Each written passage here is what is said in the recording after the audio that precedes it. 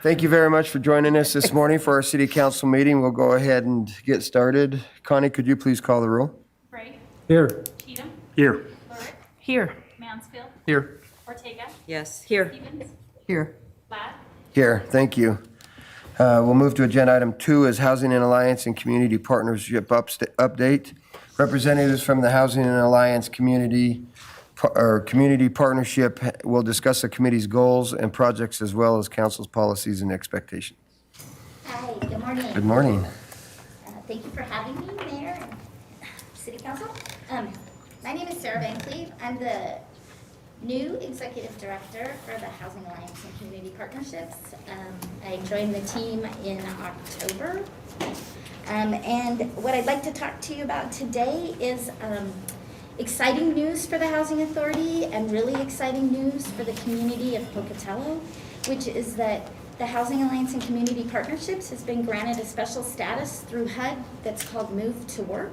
Some of you may have heard about it over the last year, but we're finalizing our first initial plan.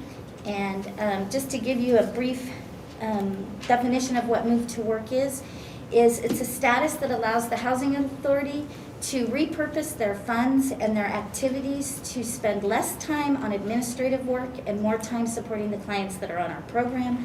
And the idea is that we move low-income families from poverty into the workforce. So we're really excited about that. One of the big initiatives that we're doing is, for those of you that are familiar with the area, there's the car wash right on 5th. We purchased that building, and today at 11 o'clock, I'll be looking at sealed bids for renovation to create a skills and development center that will work in tandem with ISU and the United Way to provide resources, classes. We're going to have a computer lab, and it'll all be geared towards supporting our clients in the community to get back to work. So, and then the other thing that I would just like to bring up as far as my experience prior to coming to Pocatello, I spent 22 years working for housing authorities. I spent 10 years with the Bremerton Housing Authority in Bremerton, Washington, and 12 years with the Seattle Housing Authority. I have experience in developing housing, and so I was reviewing the analysis of impediments for fair housing, and I really see some opportunities for the Housing Authority to partner and increase the number of units in our jurisdiction, despite the rising cost of housing and the skyrocketing rents that you have seen. I've worked in that environment for the last 10 years. I'm sure you've all heard about the housing crisis amongst the United States, but especially in Washington. It's just been outrageous, and I see those trends coming here just in the small amount of time I've been here. So that's where the Housing Authority is committed over the next year, is to work on our Move to Work plan and to increase the number of units in the area. So does anybody have any questions? Councilman Bray? If you're from the Seattle area, then I've read where they're going to the many houses for homeless people. Yes. Building quite a few and that. Do you see that as something that might? Absolutely. Just upon my departure, I had entered into an agreement with the Mason County Housing Authority to attach subsidy to 31 tiny homes that were designed for vets. So it's absolutely a possibility. I just need a partner and some space and some tiny homes. Okay, and then you're still going to keep your focus. You're going to have a dual focus now. And the dual focus will still accentuate the need for housing for poorer people here. Yeah, so to give you an example, our Housing Choice Voucher Program, we have 708 vouchers available to us. Right now we have 567 people on the family. So this program's underutilized. And that's money that HUD's giving this community to spend on housing. So one of the things that I really want to work on is landlord outreach and changing, I'm going to say it, the bad reputation that sometimes people feel with the Housing Choice Voucher Program. But we have room to bring on 141 families and the funding to do it. So I just need the units and the partnerships. So I need to talk to you outside of this meeting because I'm aware of some of the hang-ups that people have. I would love Yeah, to get your feedback, because that's the biggest thing with Move to Work, is to streamline our policies and be a better partner, both to the landlord and to the tenant and the community. So any advice or suggestions any of you have, we are open and willing. Super, Councilman Mansfield? So I know that oftentimes rising housing prices are a consequence of supply, where cities have reached a capacity in terms of just space that they can grow, and so it becomes very difficult to add new units. I don't think we've quite reached that issue yet. And so what would you say over the next year, 5 years, is the percentage of increase of units that we need in order to keep up with the growth, as well as ensure that housing stays at affordable levels? Do you have an estimate? So we always say there's never enough housing, but right off the top of my head, looking at the fair housing plan that you guys have, I noticed that there's about 1,600 families that are in need of rental assistance. And I don't have a figure of the number of homeless families that are in Pocatello, but I will tell you, I do know what comes through my front door, and you have a number of people that are being displaced because of the housing market. Landlords are selling their units like there's no tomorrow, because they're making an incredible windfall. So who wouldn't want to do that? Plus, it's hard being a landlord, so I'm working on some landlord incentives to make it a little bit more appetizing to be a landlord in this industry. But right off the top of my head, I would say if we could add 221 units in the next year to 2 years, that would really make a difference. I think that's where the pendulum would switch to where the choice of housing would come back. Right now, people don't have choices. They're forced to pay rent they can't afford. They're forced to live in units that are substandard. So we need to work to get the pendulum to switch the other way so that they do have choices. Follow. Is part of your focus also the renovation or improvement of older housing and units? So the Housing Authority was working with NeighborWorks in a loan program, but it wasn't a very successful loan program, and there are other agencies that provide that kind of support. Where the Housing Authority comes into renovating older units is that we purchase them, because when we purchase them, then we have the ability to use our funds to rehab them. And that is also on my agenda. I do check the markets, and I have been in contact with the real estate agent, because the Housing Authority does have assets. The market's a little high right now, so we're gonna wait, but that would be how we would partner in that, is to buy those units and fix them up, and then in turn turn around and rent them at an affordable level. Thank you. So,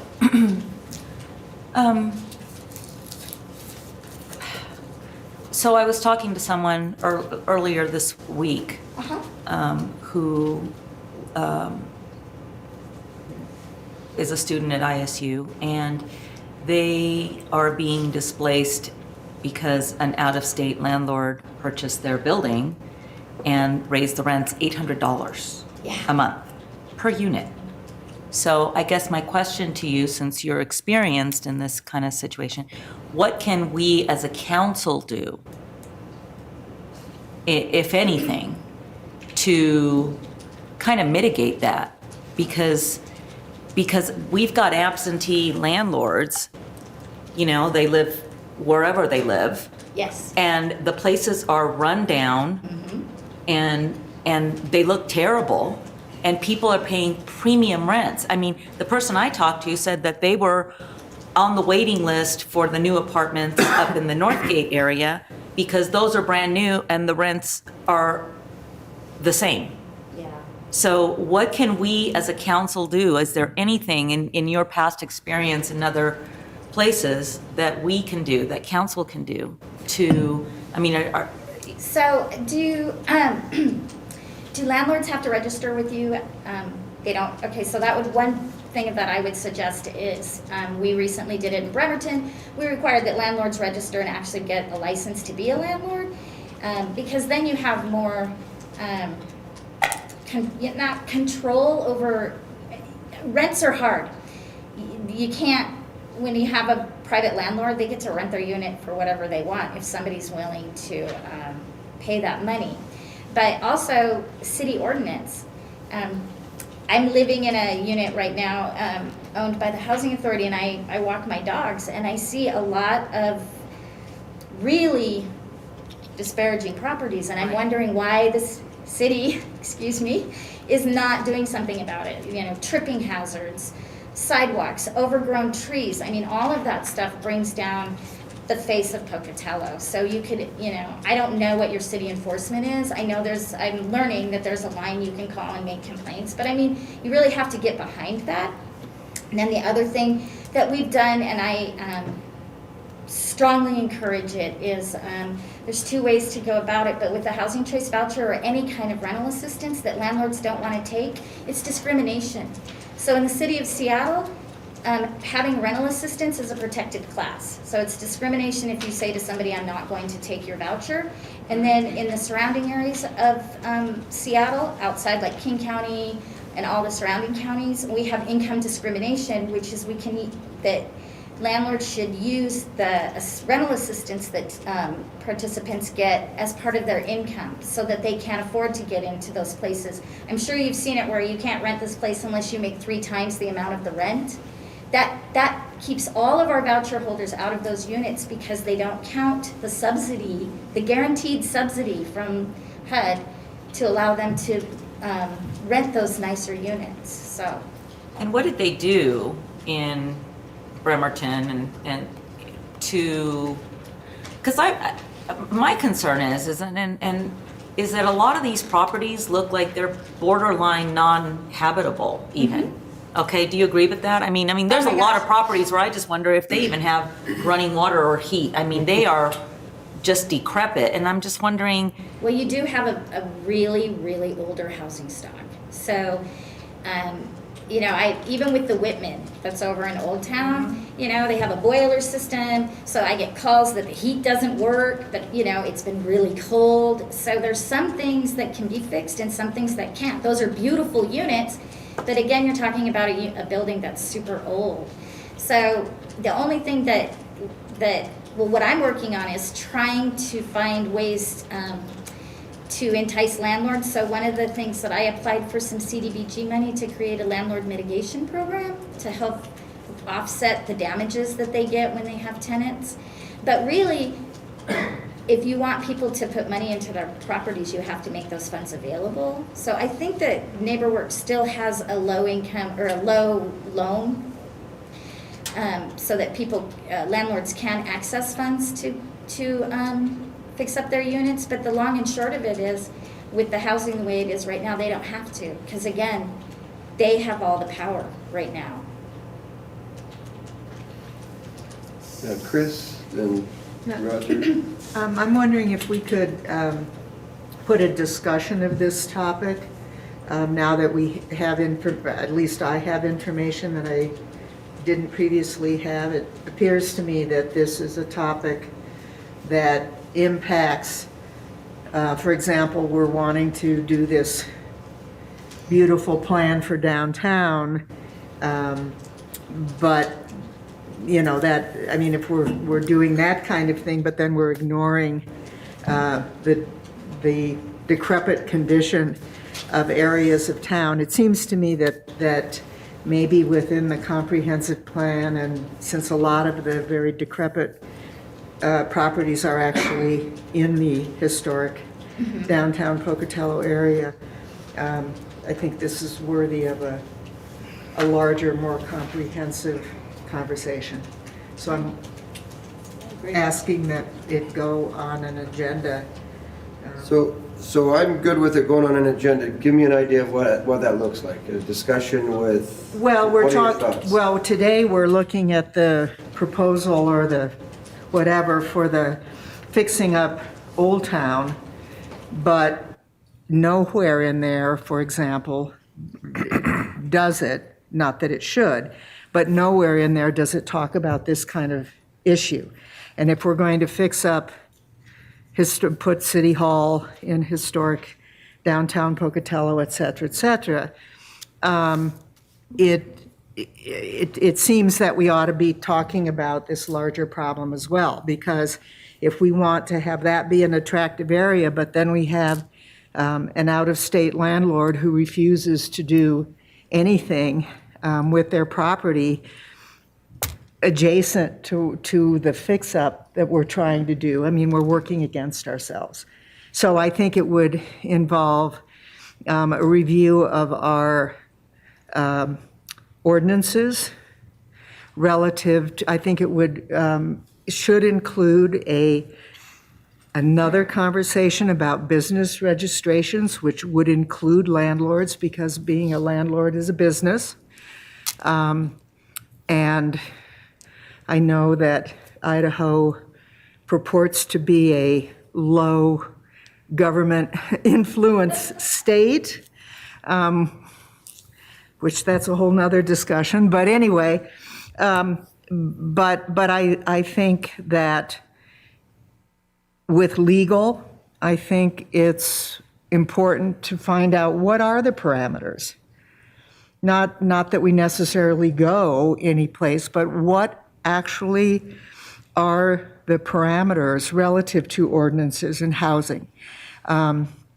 We, for example, don't have any guidelines even, because to me, if you're getting guaranteed assistance, there's no reason that shouldn't be included as part of your income. So I think, I just think there are a lot of, it touches on a lot of areas, and I guess I would say that probably given your experience, that you might be a very good person to say, gosh, here are the other departments that might need to be involved. Here are a couple sample sets of ordinances. Here are topics that other communities have discussed from some communities do rent control. Some communities have very clear ordinances around renter rights, et cetera, et cetera. So I think. So, I mean, I'm trying to figure out how to put a meeting like this together. Even. Well, I think we, for starters, if I were in your shoes, I would say, okay, given your experience in other communities, what are the topics of discussion now that you're somewhat familiar with Pocatello that you believe it would be important for us to consider? And then I would check with the legal department and say, could you pull together any and all ordinances we have around any property, around property maintenance, et cetera, so that council has those. Planning department, would you think about your downtown plan relative to the fact that it lives in a context? It's surrounded by neighborhoods that are not necessarily part of the plan. And I think. Well, I'm sorry. No, go ahead. And then I would ask legal to do research into other communities, because I know I've lived in communities where council has put in moratoriums on the type of businesses that could go in, so I'm wondering if there is some sort of moratorium that the council can put in that would kind of affect this crisis. I'm going to call it a crisis because we have a crisis. You have a crisis. This person I was talking to the other day is a student, out-of-state student at ISU, and they're not used to student housing in California being what it is here. I mean, here, these apartments are just falling apart. The other thing I'd like to know is how the historic preservation rules affect buildings like the Whitman building and stuff like that. What can and cannot be done to update those buildings if an investor, it's like a big conversation. Well, that's what I'm saying, to try to pull a a But you have- meeting together like this is gonna take quite a bit of time. So I'm just gonna tell you right now, happy to do it, but it's gonna take some time. You can't say, well, look, 2 months later, the mayor won't put anything on the agenda, because we have a lot of moving parts that are gonna be trying to do an awful lot of stuff, and it's not gonna happen overnight. Well, So it wouldn't, you wouldn't have to have, just be aware of that. But That's you- important. Josh, That Yeah, was neat. I think he was commenting on this, though. yeah, just to add to, I think it's noteworthy, if we look at the downtown development plan, they have proposed to nearly triple the number of housing units available in downtown. So I think that that is taken in context.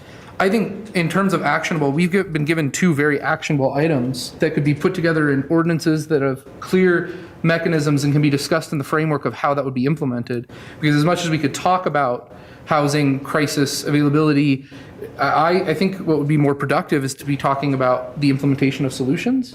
So I would really like to see an agenda item that specifically focuses on landlord registration, as well as the including rental assistance as income verification, given that we do have a downtown plan that addresses a lot of the concerns in terms of, because a lot of the problems, as I identified, come from supply. It's the fact that the landlords don't have to capitulate to renters because renters will take whatever they can get. So if we have a downtown plan to significantly increase the number of units, and that's kind of why I asked 221 units over the next year, we're looking over for this downtown plan, several thousand. That I think begins to address and resolve some of the broader concerns. And so I would like to talk about some of the solutions that immediately could be important for helping the individuals like Council Member Ortega has talked about. And that I think comes from the solutions that were proposed to us. So that's the kind of meeting I would like to see first and foremost, Is that, would be those 2 ordinances. well, I mean, that's a starting place, but I also think, I mean, I think there are 2 things that you do when you're attacking a large problem. One is deal with the low-hanging fruit, which is things you can do immediately. But the other one is that you need to define what your parameters are, because there's no point in discussing issues that, you know, in areas where you have no control.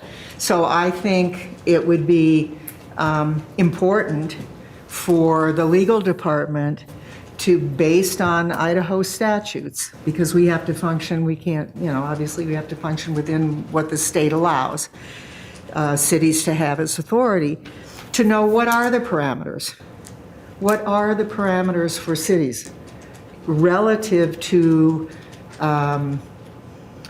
requirements regarding privately owned properties within their boundaries, within their city limits? so is this the starting point of the meetings you're talking about? Because I think you're asking for like 15 different meetings in this one meeting idea. Is this the starting point, these first 2 meetings that we have here? I mean, that would be fine, but I think part of the reason for having a meeting is also to figure out what is it that we actually need to be talking about, which, I mean, I can't, you know, I haven't thought about this except for right now. So I think that's the part of the purpose of the meeting is to have a discussion. So, you know, what Josh has added, I mean, in the process of discussing, I think various topics will become clarified. So do we have, what can we do short term? What are more medium term? You know, yes, there are housing units proposed to be added to the historic downtown renovation, but, you know, what's the timeline on that? I mean, that seems like it's a pretty, Well, and Long- that doesn't, and I agree with Josh. and they may not be affordable. I mean, they're still going to be bound by all the, you know, the issues that we have functioning now. And I agree with Josh in that, you know, taking some immediate action is a great start. But my concern is that adding those 200 and something units in the renovated Old Town doesn't address the other part of Pocatello, which is all of the rundown properties that are owned by landlords that people are paying astronomical rents for, and they look terrible. They look terrible. They're blighted properties by all, you know. Okay, Linda? I just want to maybe think about something in terms of narrowing down the scope of this and what our role is. Because HACP is not a department of the city, so you do the work that you do, but there's also a group that has been meeting, I think, for a couple of years, at least the Housing and Homeless Coalition, that involves many different organizations and agencies and government entities and everything. So I think it's important for us to certainly have this discussion and continue this discussion, but not reinvent the wheel. There's a lot of work being done, so we should involve those people, see where they're at, and then also look at what is it that the council can do specifically, because as far as controlling all the, private businesses and landlords and things like that, I mean, that may not be the thing that is most effective for us to do. So I think we need to figure out who should be part of this, who should be at the table, and then, what exactly our role is and how we can, what we can do to most effectively address this problem and not have it be this And that's what we huge, did. out of control discussion that.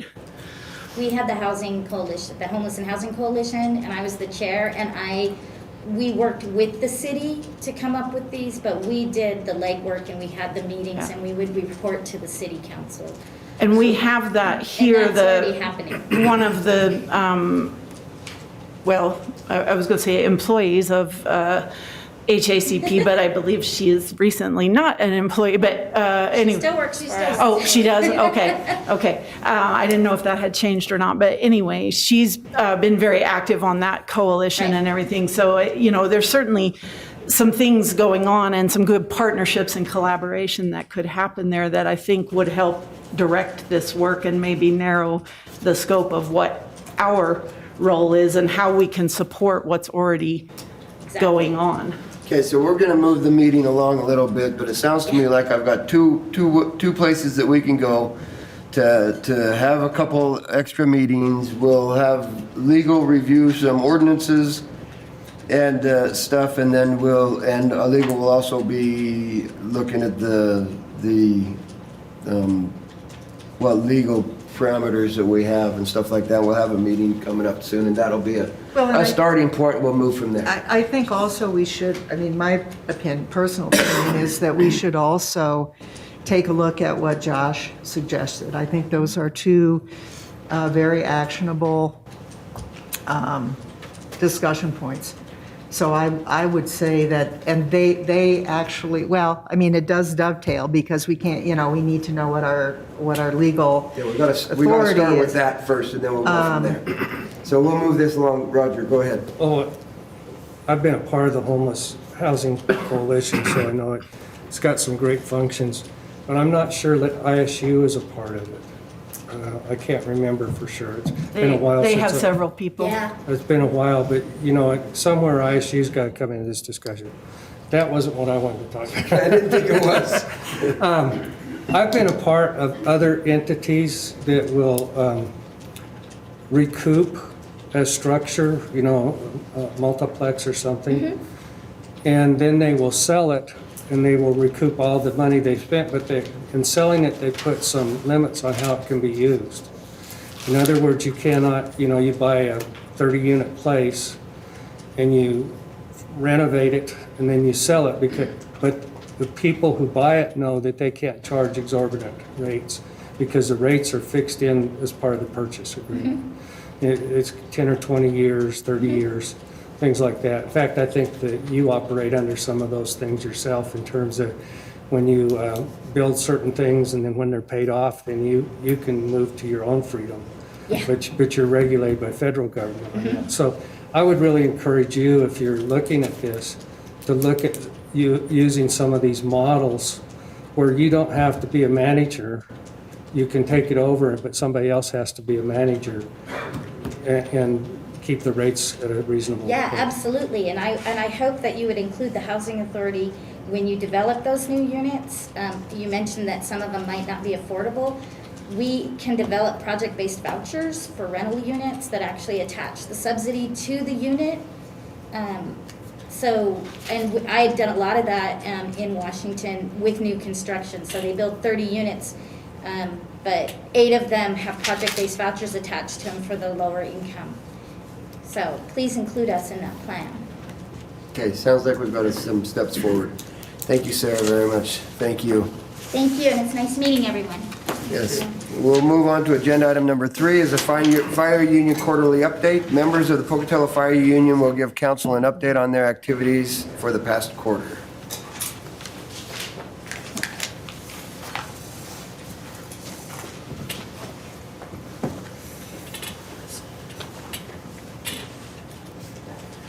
Mayor and Council, Andy Moldenhauer, Pocatello Firefighters, Local 187. This is Jordan Van Avery next to me, if you haven't met him before, but Jordan has been elected as our new president, and so he's going to be delivering the report.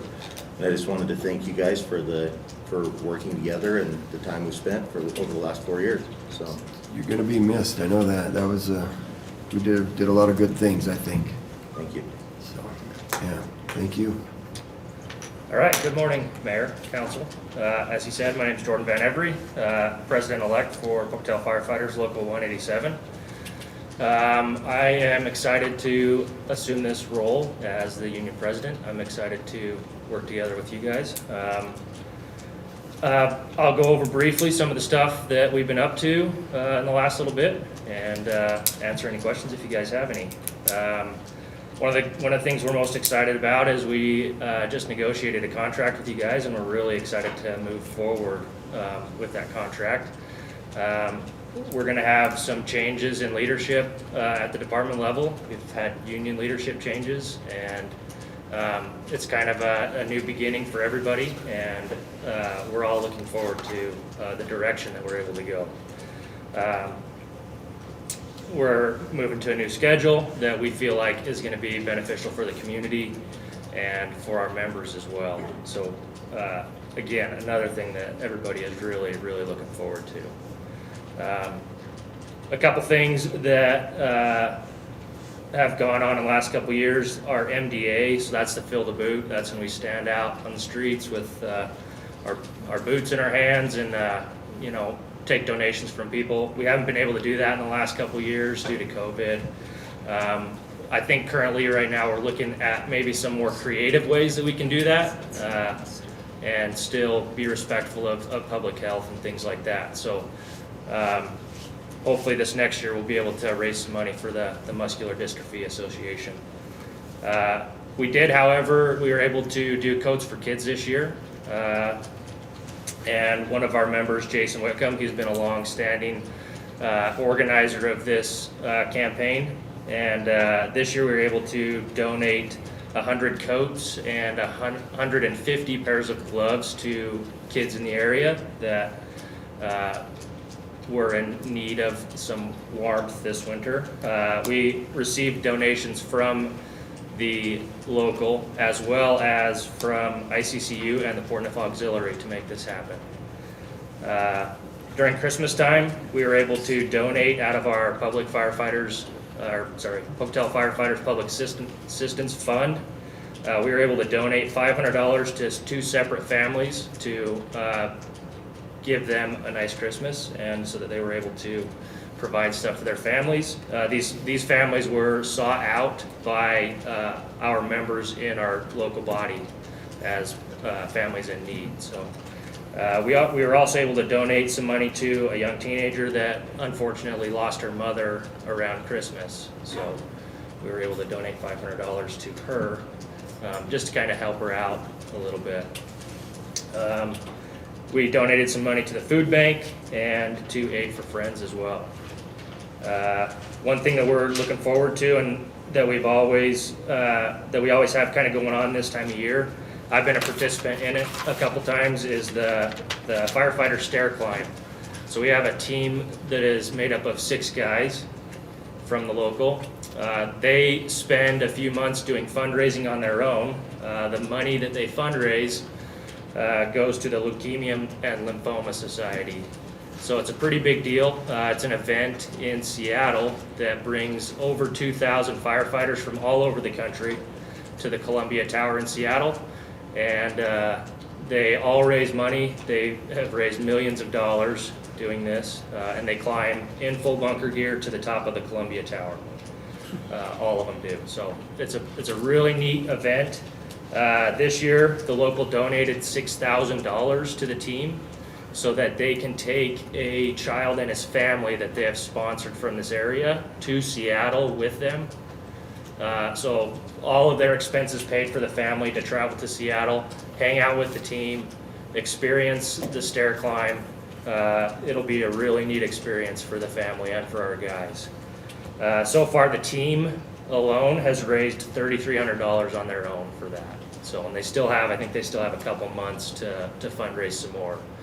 I think they have a fundraiser coming up inside of Fred Meyer, where we take our stair climb machine there, and we just have guys all day climbing on the step mill, and people donate money to us, and it's a really fun experience. So, Do you know when that is at Fred Meyer's? they haven't nailed down a date yet. I think it'll probably be in the next couple weeks. Okay. But other than that, I'm excited to be here. Excited to be able to work with you guys and move forward. So. Linda? I wanted to welcome you, Jordan, to your new role and to thank you, Andy, for all the work that you've done and the relationships you've built and the time that you've put in. It's much appreciated, and I just enjoy working with you and look forward to working with you more closely, Jordan, and would love to have a date on the stair climb when you, although it scares me a little. That was when I got pneumonia, was when I came and climbed. So, not that you caused it, but I'd love to come and support that when you have a date for us. Absolutely. Two things really quick. The Fill the Boot project, when you get some ideas and stuff, it'd be nice to have an idea. And when you do get the date for the stair climb, if we can get that to the mayor's office, I can send that out to the city council, so Absolutely. that everybody will know about it when it is and stuff. It's exciting. Seems like we had a few years ago, one of our our firefighters be one of the top 50 or something, up to the top of the. Yeah, I believe it was Dave Scott, I think, might have been in that top. Pretty neat to see that Yeah. we've got, we're that competitive throughout the country, because there Yeah. are a lot of people, so it's pretty exciting. Super, thank you. Yeah, we do look forward to working with you, and Andy, it has been incredible. You're not going anywhere, No. so should be good. Okay, thank you very much. Thank you, guys. Thanks. We'll move to agenda item 4, Police Union Quarterly Update. Members of the Pocatello Police Union will give council an update of their activities for the past quarter.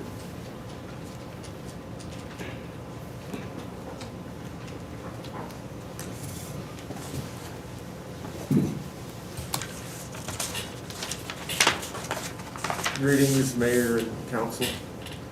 It'll just be me today, giving an update for everyone. Good to see you, man. You and all your friends. That's how it goes. Yeah, I get it. Thank you guys for your time and having us here today, or me here today. There's some things that our officers have been involved in with the community. Even though 2021's been a pretty difficult year for our members of our department, we've suffered some losses of family members and different situations we had going on. Despite COVID and all that, we were still able to give back to the community. We donated money a few different times to the senior center to help with programs for meals and socks purchases for those people in need. Give the Cops a Bird was another big success. Again, getting over 200 turkeys for the food bank, as well as topping our mark of last year of raising money. We were able to go about $12,000, so about $2,000 more than what we did before. And that's really great for the community, that all the people that helped sponsor that and donated and help that be a bigger success than even it was. It really means a lot to the people in the food bank that can give out more and more to the people in need. And the Secret Santa was also increased by a couple more families. We're able to move from 15 to 17 families that we helped this year. And then the union alone sponsored an additional child as well.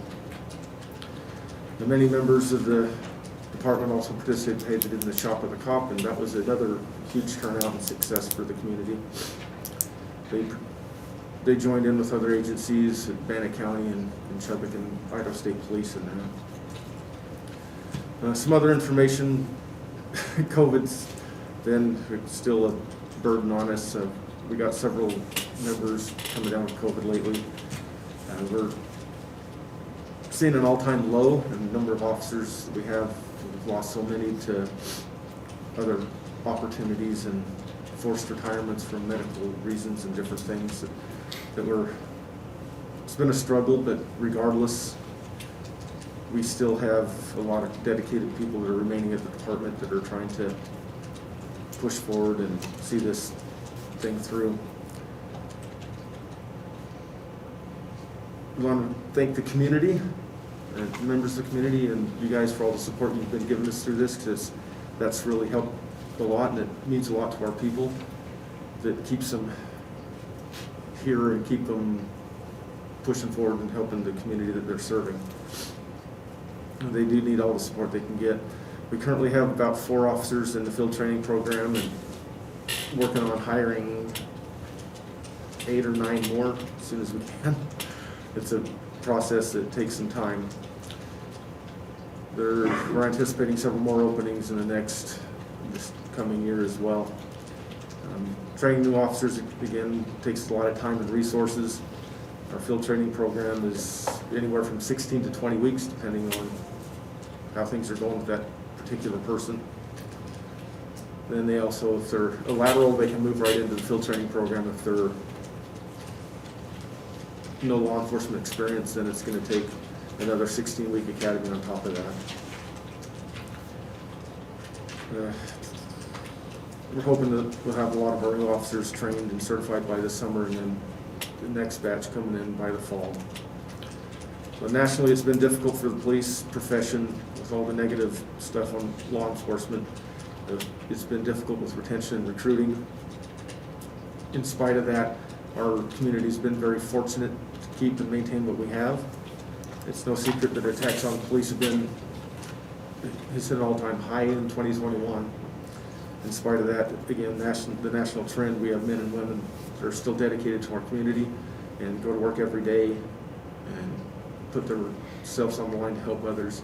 I don't know the exact count of how many Narcan doses that we've responded to and been able to get people breathing again and get paramedics get them to the hospital and save those lives. Is working together with the fire personnel. We just had another one last night. It's almost like a daily occurrence anymore with that. We've been working hard to maintain a professionally staffed department, and it's critical to us upholding our mission of community commitment by maintaining a fully staffed department as best we can.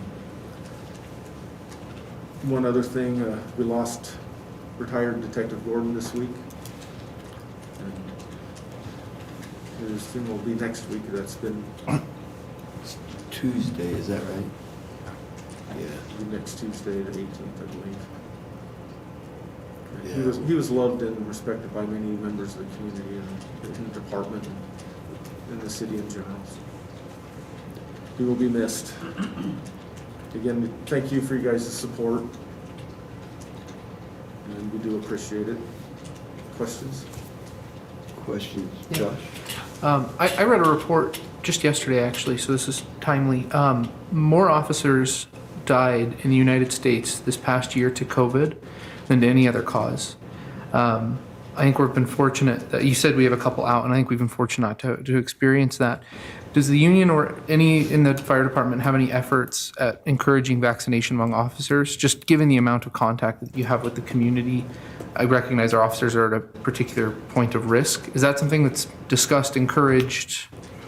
among your They, officers? they understand the options and whatnot, and everybody's left to their own Sure. choices on that. We haven't pushed one way or another as a union for either way. Linda and then Rick?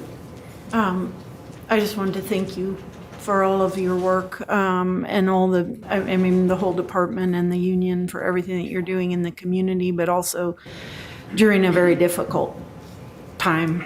And I know it has been, and I wanted to thank you for all that you're doing. I had read that same article, and it's just, I mean, it really hits home what a difficult job you have.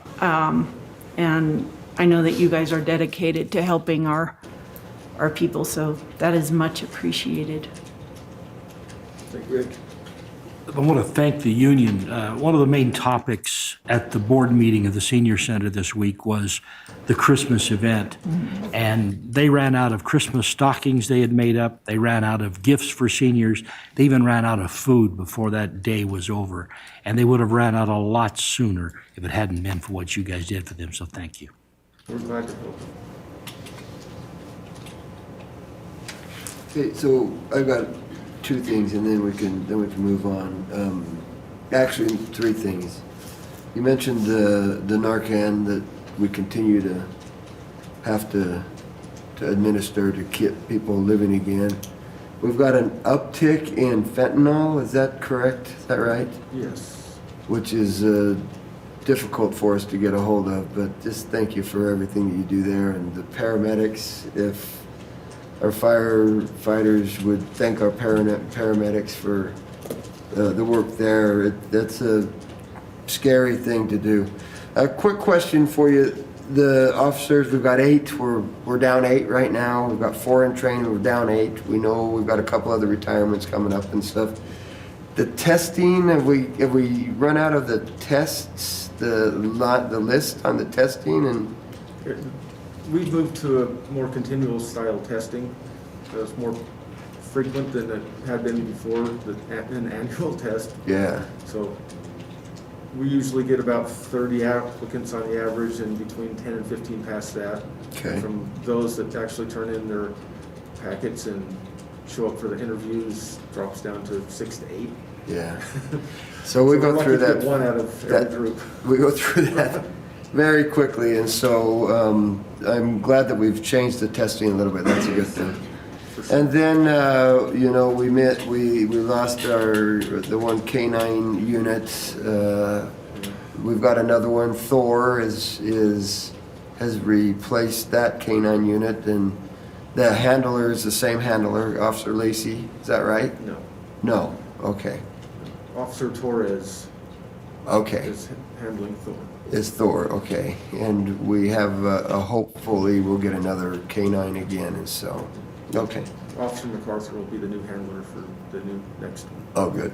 Okay, Mr. Mayor, sounds can I ask good. one other Yes. question? Sure. I just was thinking about the EAP, and are our officers still taking full advantage of that, and is the union encouraging that? We do encourage that, and as far as I know, they have been, people have been using it. I don't have the statistics from HR, what it was. Knew what it was a year ago, but not currently.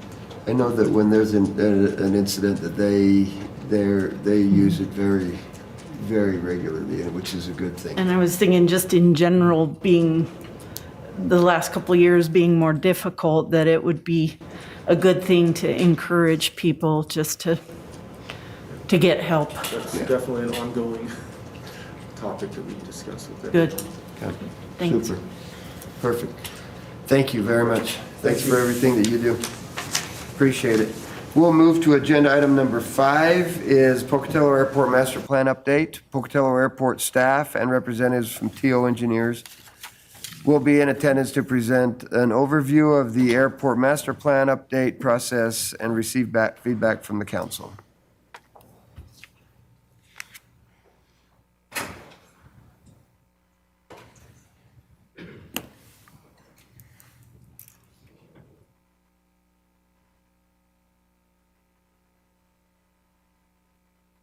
Good morning, Mayor and council members.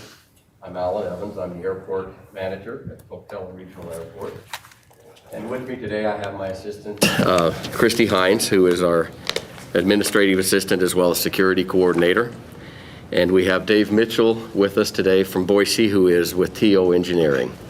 And they are the company that is doing our master plan. And that's what we've come today to give a little presentation on. In the past, we had mentioned that we would like to bring something to the council so you could see what is being proposed and the direction that we are going. Just before I turn time over to Dave, just to kind of bring you up to speed on a couple of or how we got to this point. About a year ago, end of January, 1st of February, we went out with RFQs to start this process. And in March of 2021, our selection committee selected TO engineers to take on this project. And so we're excited to have them on board and doing this for us and with us. Many of you are aware we had in October 19th of 2021, we had a public kickoff meeting here in the council chambers, which was very well attended, I thought. And so that was exciting to see the involvement, the people come out for that. And then since then, we have had a meeting on December 14th, just prior to the holidays, with our groups, and I believe Dave will probably have a little bit more on those groups, the TAC and the CAC. It's a technical advisory committee and a community advisory committee. And that was just an initial meeting that was done on Zoom to get those groups together to kind of explain the things that we were expecting of them. So that's where we're at to this point. If there are any questions, I'd like to turn time over to Dave to present what he's brought today. Good morning, Mayor and Council. Thanks for having me here. We are excited to be working on this project. I personally have worked at your airport off and on since 2003. So when I met Alan, I still had hair, but and it's not because of him. But I do love your airport. You have a great facility here that's very unique in terms of the mix of runways and apron space that you have, plus all the land that you have for industrial development and rail spur and interstate access is very unique, and not just in Idaho, but around the country. So we're proud to have been a part of the projects at your airport. We've done a lot of construction projects, designed a lot of construction projects for you, and we're excited to be part of this plan to kind of chart a course for the future. I have a short presentation, just keeping it really high level to give you an overview of the process, and then obviously have plenty of time for questions that you may have. So I tried to anticipate some of the questions that you might have regarding this project really, and then I'll just try to answer those as we go. Just what is a master plan and why are you doing this project, and then what's the process and what would your role be in the process. So what is a master plan? Basically it's a strategic plan to chart the next 20 years of your airport. It's a comprehensive look at the airport, where you are today, and then make some predictions about what the future holds, and then try to chart a course to meet the future demand of your airport. At the end of the project, we will have a development plan for projects, identify specific projects for the next, in 3 different windows, the 5-year window, 10, and then 20. There are 2 elements of the project that are 2 deliverables really at the end, is a report that's usually 300 or 400 pages long, and then what's called an airport layout plan, which is a set of drawings that just describes in graphic form what the projects are. So why are you doing this? Because the FAA told you to. You get money from the federal government to help run your airport, and one of the requirements for those grants is that you have a current master plan in place. For commercial service airports like yours, the FAA recommends that you update your master plan every 7 to 10 years. You can do it more often than that if something major changes, and occasionally if things are pretty flat at your airport, they'll let you go longer than that. But it's been 10 years since you last did yours, so it's time. for you to look at it again by the FAA's guidance, and it's time, regardless of what the FAA says, just because things have changed. You know, we're in a state of flux in the aviation industry in this country with COVID. COVID has really kind of, in some ways, torn the aviation industry down, and now it's rebuilding. And so there's some challenges there, as you well know, but that makes it a good time to kind of take a look at where you're at and think about some ways to strategically plan for the future. So the process is defined by the FAA. I know you're surprised to hear that. And it takes 18 months to 2 years, sometimes a little longer than that. There are some points in the process where we have to get FAA approval. That can slow us down a little bit, and there's always something that comes up that kind of slows us down a little bit. But best case, it takes about 18 months. So we've already started, as Alan mentioned, with the process. So we're a few steps into this, but I'll just walk you through it. You start with an inventory, which is basically where are you today? What facilities do you have at the airport? How many aircraft are based at your airport? How many operations do you have there? Those sorts of things. We also look at some socioeconomic factors, kind of collect that data about your community and the state and aviation in general, and then compile that information into several chapters of the report. And as we go through these steps, we're developing chapters, and then those will be reviewed, and we kind of build on that as we go.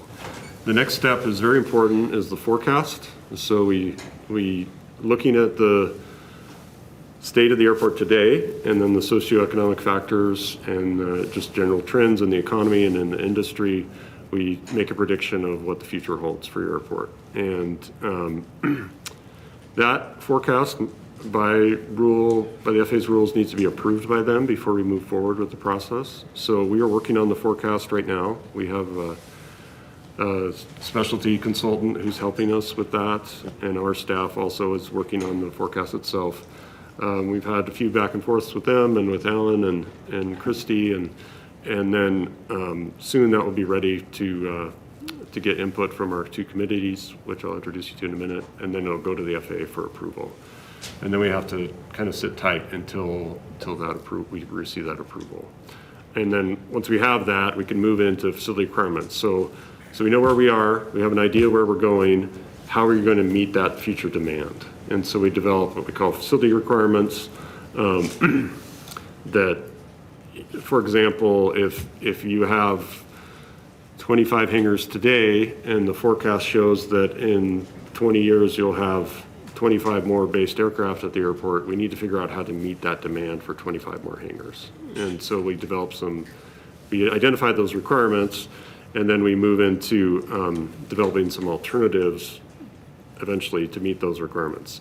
Before we do that, though, we need to take a quick look at the environmental issues at your airport to see if there are any environmental issues that would preclude certain alternatives. So this doesn't apply in your case, but if you had a wetland on your airport, we wouldn't plan on building hangars in that wetland, as an example. So we do take a quick look at the environmental to kind of set some parameters on where we can develop on the airport. Excuse me. Yeah. Could you take your mask off? I'm having a hard time. Thank you. No Appreciate problem. I'm glad they take my mask off. I didn't think you'd object. I can see you now, too. So develop those alternatives. How are we going to meet the demand that we've identified and fulfill those facility requirements we identified previously? And then those alternatives are vetted by the committees and presented to the public, and then we develop a preferred alternative for each of those options. And we put those preferred alternatives into an airport layout plan, which again, the FAA has specific requirements of what's in that set of drawings. There's the overall airport layout plan, which is the overall picture of the airport with the current conditions and the future conditions identified. And then we take a closer look at what we call the terminal area plans, the area right around your terminal, the specifics there, and then look at the approaches to your airport from each end. Are there obstructions or issues off airport that are affecting the use of your airport? And look at land use around the airport. And then one of the elements of your project is to have it's called an Exhibit A, which is a record of survey basically that identifies all the property at the airport and the ownership of that, where it came from. So all that goes into the airport layout plan. For your airport, probably be 14 or 15 sheets that are in there. The FAA does approve the ALP. So it will get approved locally by the mayor's office and then sent to the FAA. They'll approve it. And then it's basically the FAA saying, we agree with this plan and we agree as funds are available to support these projects. So it's not a guarantee that you'll get money for all that work, but it is work that the FAA agrees needs to be done at the airport. And it's also not binding, and I'm sure Dave might get into this, but it can change. Just because we say in 19 years we're going to do this project, it's revised every year as things happen, things change, so it doesn't commit us to doing these specific projects. It's just our best plan of what the method is for getting there. Yeah, I would. Josh? Go ahead. Just before we move, while we're on the subject about the forecast, what exactly is in that forecast that differentiates it from just a typical population or demographic breakdown that someone here at the city would do? Sure. Well, we use that sort of data. We look at, but we're trying to apply it to aviation. So based on these trends in the community and trends we see elsewhere in the country, that means that over the next 5 to 10 years, you can expect your passenger growth to grow by this factor or whatever. And then also, but we're not just looking at passenger use and what we call emplanements, which is the number of passengers that depart from your airport in a year. That's very important, obviously, is a forecast of that. But we're also looking at other uses of your airport, the general aviation use, because that factors in to how we accommodate, what alternatives we build, and so on. Yes? So Pocatello, southeast Idaho's, but Pocatello is one of the slowest growing communities in Idaho. So obviously, that gets taken into consideration. The other factor that, is really unknown at this point is my understanding that the Idaho Falls Airport, number one, is popping. And it has recently acquired a significant amount of additional land around the present airport. I'm not 100% sure if I'm correct that that's been accomplished. I know it was an effort. So how, and I'm not expecting you to be a magician, I'm just asking a curiosity question. How do you factor and project things like our very slow growth relative to the rest of Idaho, and the fact that we have an incredibly passenger-wise, and I realize there are different kinds of airports, but we have a very busy airport that appears to be on the verge of enlarging its footprint and presumably thereby enlarging not only its passenger capacity, but its cargo and firefighting capacity, et cetera, et cetera. How in the name of heaven do you tackle those kinds of unknowns? Yeah, that's a great question. I always, in our staff, we always talk about forecasts, and I like to say that they're never right, and the ones that are right, they just got lucky. So it's a difficult thing to do, to predict the future, and it's really just a best guess is what it is. And we factor in a lot of things with that. We look at population growth, we look at economic growth, we look at just general trends in historic, pre-COVID, we could predict a lot of things regarding emplanements and things like that just by looking at aviation trends. COVID, of course, has tipped that upside down. So it's harder today than it was two years ago, for sure.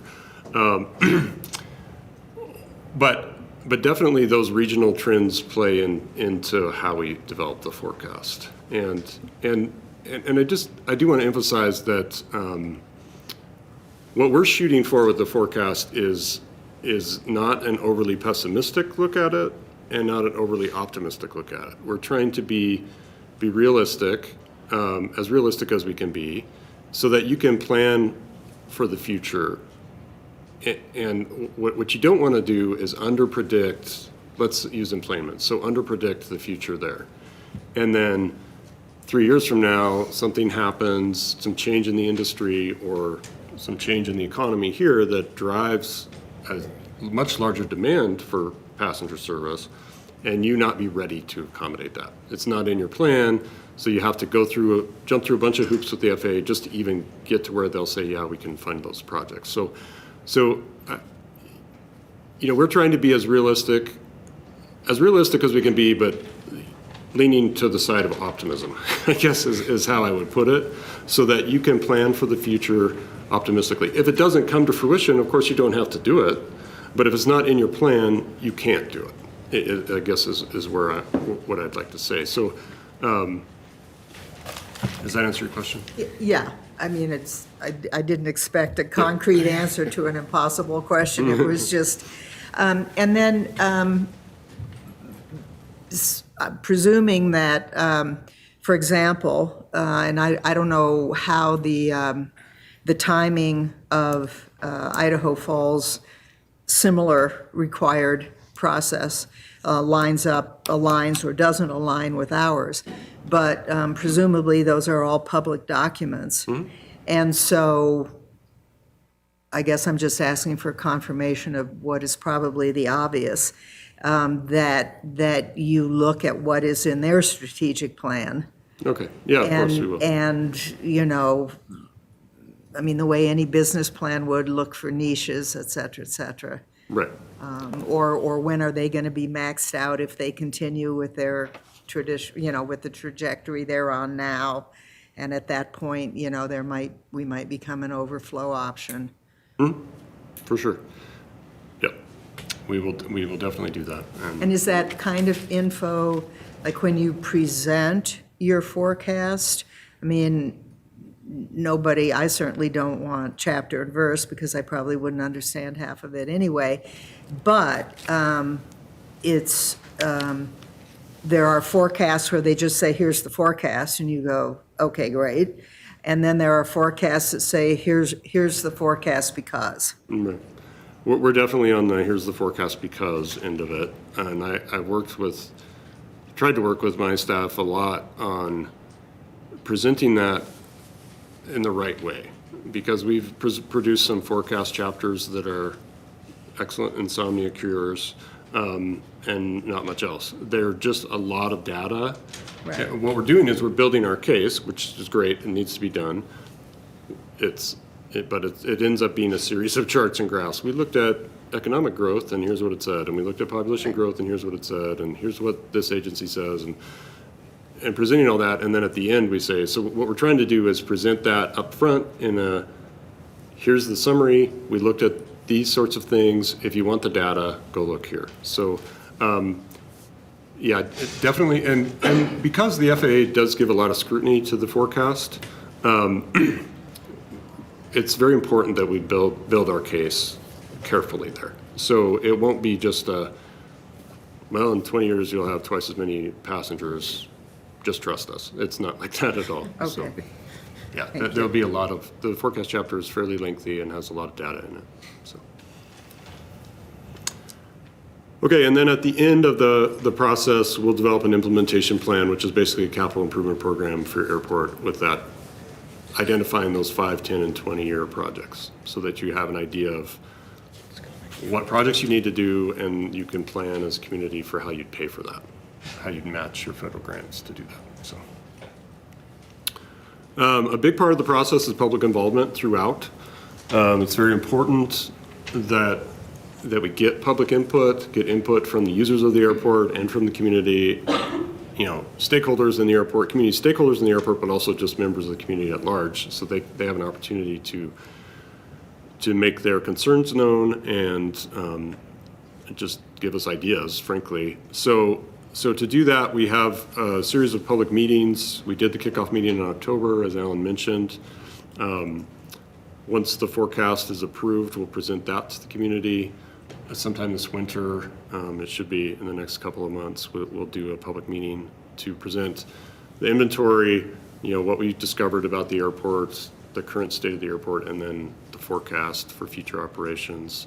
And then by next fall, we'll have the facility requirements done and some alternatives ready for the community to see, the public to see. And then next winter, we would look to present draft documents and wrap it up next spring with final documents. So at each of those steps, we have a public meeting, usually open house style for the most part, where the public can come and make comments. And with COVID, we are prepared to go virtual if we need to with that process. In the last couple of years, we had to get creative in some ways in a lot of ways with how we've done that. And honestly, we've learned a lot from that process that I think makes the process better. It's still great to meet in person and give people the opportunity to ask questions directly, but having recordings of those presentations and making those documents more available online has proved to be pretty helpful to the process, because obviously if we meet on a Tuesday night, not everybody in the community can come on any given Tuesday, so that gives other people who couldn't be there the chance to provide input. So we will be doing that. We've developed a project website through the airport's website, through the city's website, so that all this information will be on there where the public can access it whenever they'd like. And then we're using the airport's existing social media accounts to just get the word out about what we're up to. And then we'll do the traditional press releases as well, working through the city's public information department. So This is the question. This is probably not really for you, but our planning department has been going through and is currently doing a yeoman's effort at getting community input. This is not necessarily the easiest community in which to get input all the time. And I'm wondering if it's legit, for example, the people who have actively responded to the comprehensive plan might be a good kind of baseline audience, if it's legal to contact them via email or, whatever. Relative rather than you having to start from ground zero, drumming up public input. I don't know the answer to that question, but it just occurred to me that we may already have a baseline. we'll definitely look into that. That's a great idea. Under the public involvement heading, we've established 2 committees. As Alan mentioned, and the purpose of these committees is to give us as a planning team direct feedback. We also present our chapters to them first to kind of get a check of those. And there's 2 committees. The Technical Advisory Committee is made up of on-airport stakeholders. So these are the people who use the airport every day. In case of the tower, they help run the airport. Help keep the airport safe. So they have a unique perspective on what we're proposing and can give us that technical feedback that we need, so that make sure that we're not missing something or making a mistake. The Community Advisory Committee is off-airport stakeholders, so we've tried to build a committee with representation from all around the community, people who have this, who the airport affects what they're trying to do, like Chamber of Commerce. The airport has a direct relation to the local economy, so they have an input there, but also, of course, the counties and the tribe has an input too, because they're impacted by operations at the airport. So that's the purpose of this committee. Councilman Cheatham and the mayor are on this committee also, along with the mayor of Chubbuck. So you are represented as a council on the committee. So For your involvement, there are 3 formal presentations that we planned today's meeting to introduce you to the process, and then we'll be back in 10 months or so, hopefully, to present the draft documents. And then when the documents are final, just kind of formally present them to you. Of course, you, as I just mentioned, you'll have involvement through your liaison and the mayor in the CAC throughout. So you can always feed information or feedback to us there if you'd like to, or ask questions, of course. And of course, any public meeting you're welcome to attend, and we'd be glad to have you there to ask questions or harass us there if you'd like to. And then we did budget for some additional coordination meetings, kind of general, anticipating maybe there's an element of the community that we need to, that has more concerns than we can address in normal public meetings. So we do have some time for that, and then we could use that to talk with you as well if you need that. So that is all I had. Roger? Who are your clients? I mean, we know we're your client, but is Idaho Falls a client or is Twin Falls a client? Twin Falls is not, but Idaho Falls is. So in a way, you're coaching 2 teams to compete against each other, but not necessarily out-compete each other.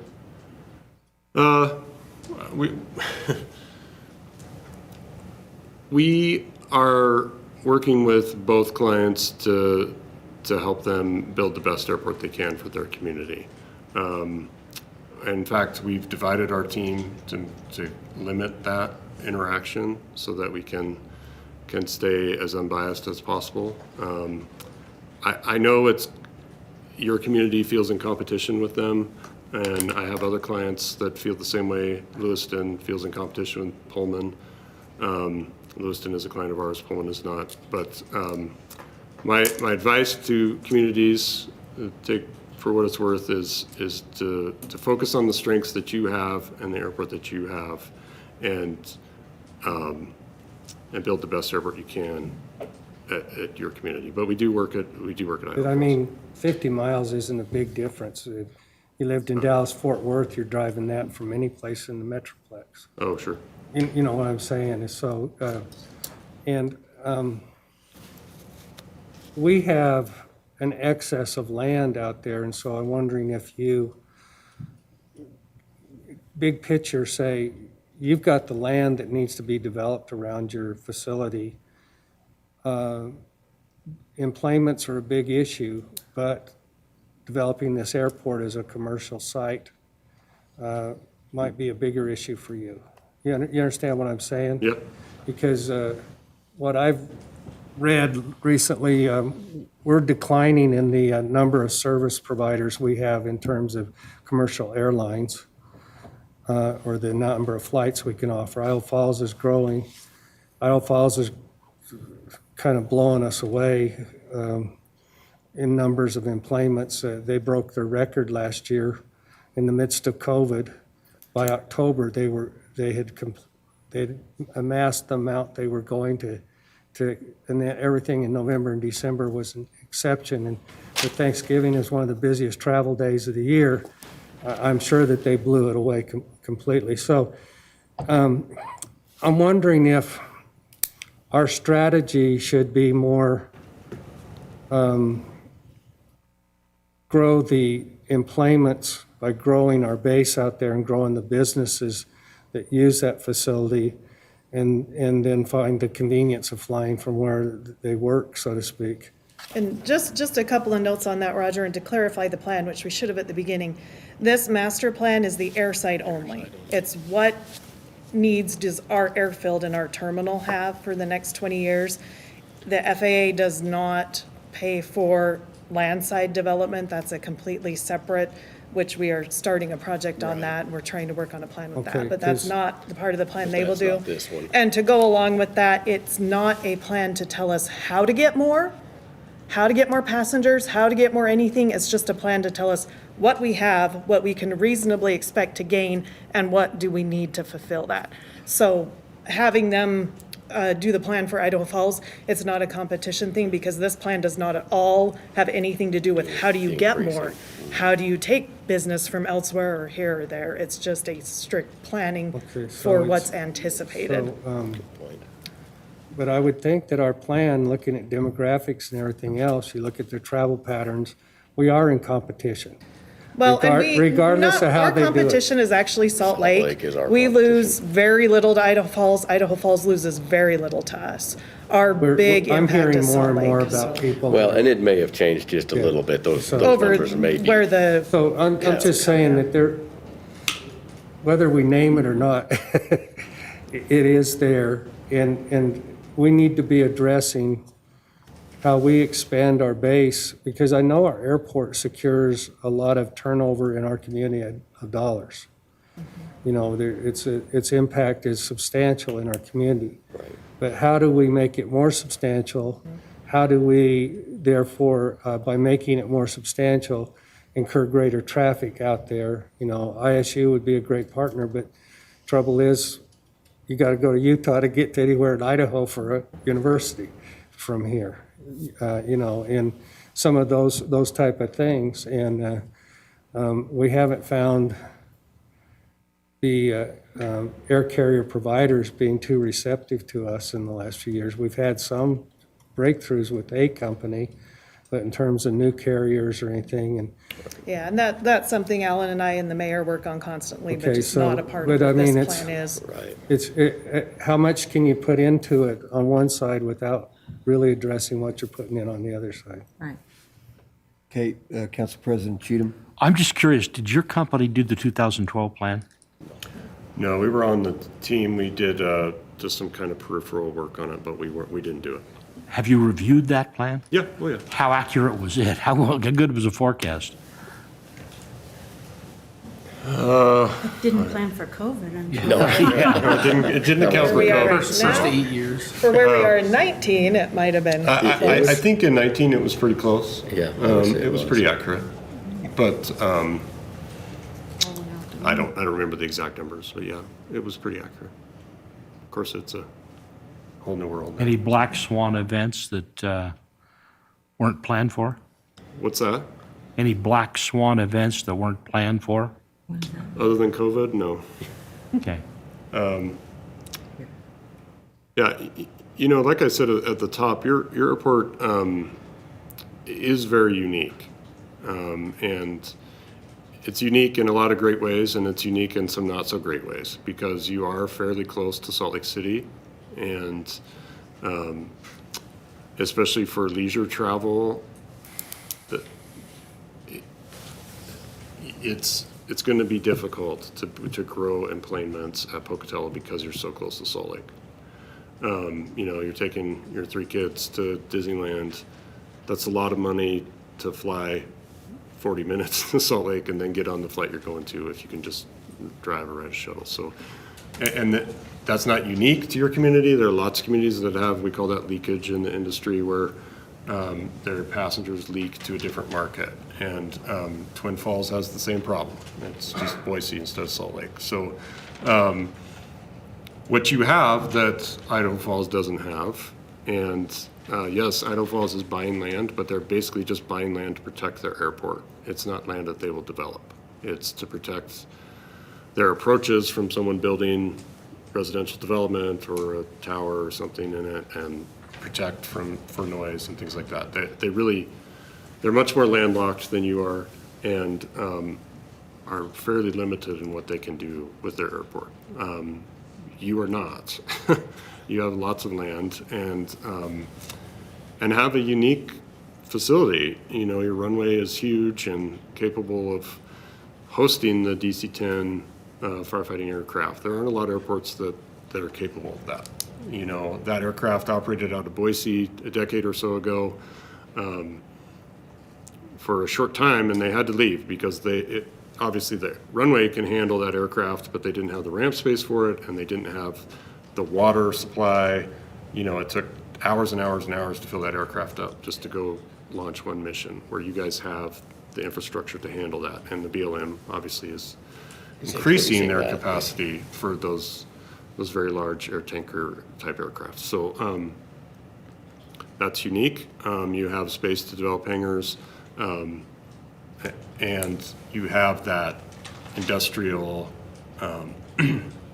capability with this rail spur and the land that you have to find the right industry that needs air service, not air service, but access to an airfield and the land access that you have, I can't do that in this plan, but we want to structure a plan that will encourage that sort of development, if that makes sense. So your plan facilitates other plans? Facilitates and incorporates with other plans. Aviation is not a build it and they'll come industry very often. I have a lot of clients who think, well, if we just had a nicer terminal, the airlines would fly here. That's not true. The airlines will operate out of a hangar if they don't care about that part of it. They're a bus service, not to be disparaging of their industry, but they're about getting passengers on their airplanes and flying them somewhere else. And if you have the demand for that, they will come operate there. They don't care if your terminal is nice or not. So it's not so much about building. I mean, obviously we have to have the facilities. We have to have a runway that's long enough and an instrument approach so that they can get in inclement weather and all that stuff. We have to have all that for them. But that's not going to make or break passenger service. And that's why you guys have a separate consultant who's a specialist in air service. They can work on incentives and try to sell the airlines to come provide service to you. And our job is to make sure that when those airlines say, we're interested in your market, that you have the facilities to accommodate them. Claudia? So this is for Alan and Christy. Yeah. So I understand the purpose of this plan that we're discussing today, but I'm curious because I hear a lot from people in the community. They're very concerned about the trajectory of our airport. And in my mind, COVID, I mean, not to keep bringing up Idaho Falls, but they have managed to add carriers and add direct routes. I mean, and I'm just, what is it? What are we doing, like actually tangibly doing to attract airlines? I mean, theoretically, we have the FBI. That was supposed to be our gateway to direct flights to Denver. That's now happening out of Idaho Falls. Well, that was happening before as well there. Right, yeah. but even more. I can fly direct to DFW from Idaho Falls. Right. So what is it that they're doing that we're not doing? What is your plan? Or what approach are you taking to either make us a passenger airport or not? I mean, or are we just going to be like cargo, which is fine, but I'm just concerned that we insist on considering ourselves a passenger airport, and really, we're not anymore. We have one flight. It's not convenient. Right.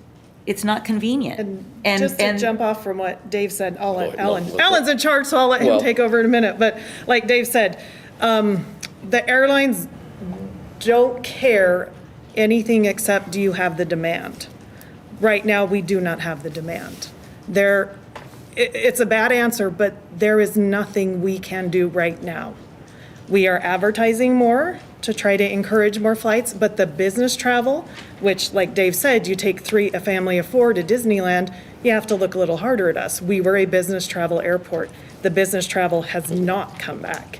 And so until our community flies more, no airline will talk to us. Right, but that's a cycle because our community can't fly more when there's only one Right. flight and it's at 1 in the Yes, it afternoon. is. Because like my husband can't get to the East Coast Yes. on the same And day so our flying best out of Pocatello. opportunity is to fill that flight, show them we're filling that, which is why we're advertising more to try to get that one flight as full as we can, which actually I think is gaining us more leisure travel because the leisure travelers can use that a little more than the business travelers. So I think in the end, when business travel cycles back, we'll actually end up more because we have more leisure travelers getting to know us now because that's the seats that are being filled right now. And like Dave said, aviation typically is not a build it and they will come. We have to have the demand before an airline will come. You have to be filling that flight before they will look at another one. And the Idaho Falls situation, and I don't know that, I don't want to speak necessarily for them, but I don't know that a lot of those services were put in to move people from Idaho Falls out. I think a lot of that was put in to bring people to the park system. If we know that the park systems have blown up with Watching the influx. aviation this year, typically any place that got more service was the closest to a national park. Right. It was, or closest to an outdoor leisure destination, and those are the only places that the airlines added this year. They've said, talking with some airline representatives, if international travel opens back up, you're probably gonna see a big shift. You're not gonna have all those destinations in the US needed. They're gonna start moving their aircraft back to international. So just depending on what happens with COVID and when, I think you're gonna see it cycle several more times where you're gonna have different, and then hopefully, finally, I know business travel may not ever be what it was because you have a lot of online options, but people still like to do face-to-face. It will come back. Our goal is just to fill what we've got and what they'll give us until then, so that we're ready when it does come back to say, yep, we can be back where we were in 19. We can fill those 3 flights plus more, because we were really doing really well in 19. And on track to have Denver, I think, within that next year, so. I worked at TSA in 19, and the 6 a.m. flight was packed. Was always full. I mean, full, every single morning, Yes. and actually there were Business people travel, waiting yeah. for standby. So where are we on this particular flight that we have? How full is it? It's been running, actually, last week we had just about full coming in as well as going out. It's kind of day to day. Right December now, was 76% full for the month, I believe, was what December was. November, which was the first month of that, was 70 to 74%, I think, load factor. historically, we drop a little after the holidays. January will be We're seeing lower. a little bit of that lull, but it does pick up as spring comes. We and really people would like to see above 80 Yeah. is kind of what the airlines like. So we've asked our marketing consultant again. We didn't want to market as much because we only had one plane to fill. So we didn't want people saying, why are you telling us to fly if we can't get a seat? But since we have available seats, we're marketing more to try to at least get above that 80% Right. on that one. If we can maintain that, that will be very helpful in conversations. Yeah. Roger, then Chris. Oh, okay. Yeah, some communities artificially fill planes too, Yes. because they subsidize. I don't think we're a community that can subsidize. Sometimes you can get grants that do that, but right now, I'm just gonna guess that those type of grants are not out there very much right now, because they don't know what the whole thing is gonna evolve to. So, I really do think we need to keep both sides open and realize that the more we can bring in the business element to our community and make it rail, interstate, air travel hub that it can be, the better off. You know, we've got 2 freeways here. Most other places only have 1. Got some real advantages. Yeah. Chris? Yeah, you mentioned, I think, Christy, you mentioned that you're starting a planning project that has to do with the aspects of the airport and the land out there not covered by this plan. Could you fill us in a little bit?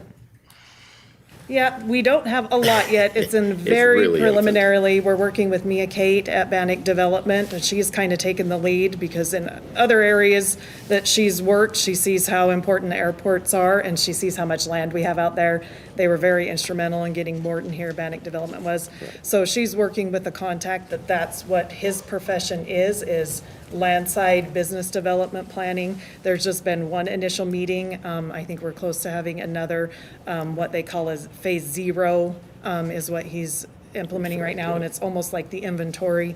What do we have? What is our community like? What is our makeup?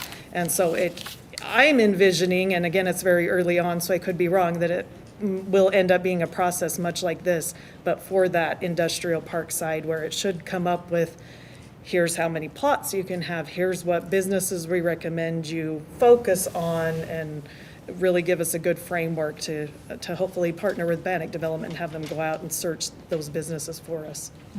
And then I believe that either Coeur d'Alene or Lewiston Airport either pays for itself or breaks even, and I don't have any idea about, what the income looks like, but I'm just, and whichever one of those it is, I'm sure you know better than I, but can you just speak briefly to how do they pull that off? Now, I realize that, Spokane is there, but I don't know, does Spokane also have an airport? Oh, a large airport. Yeah, Yes.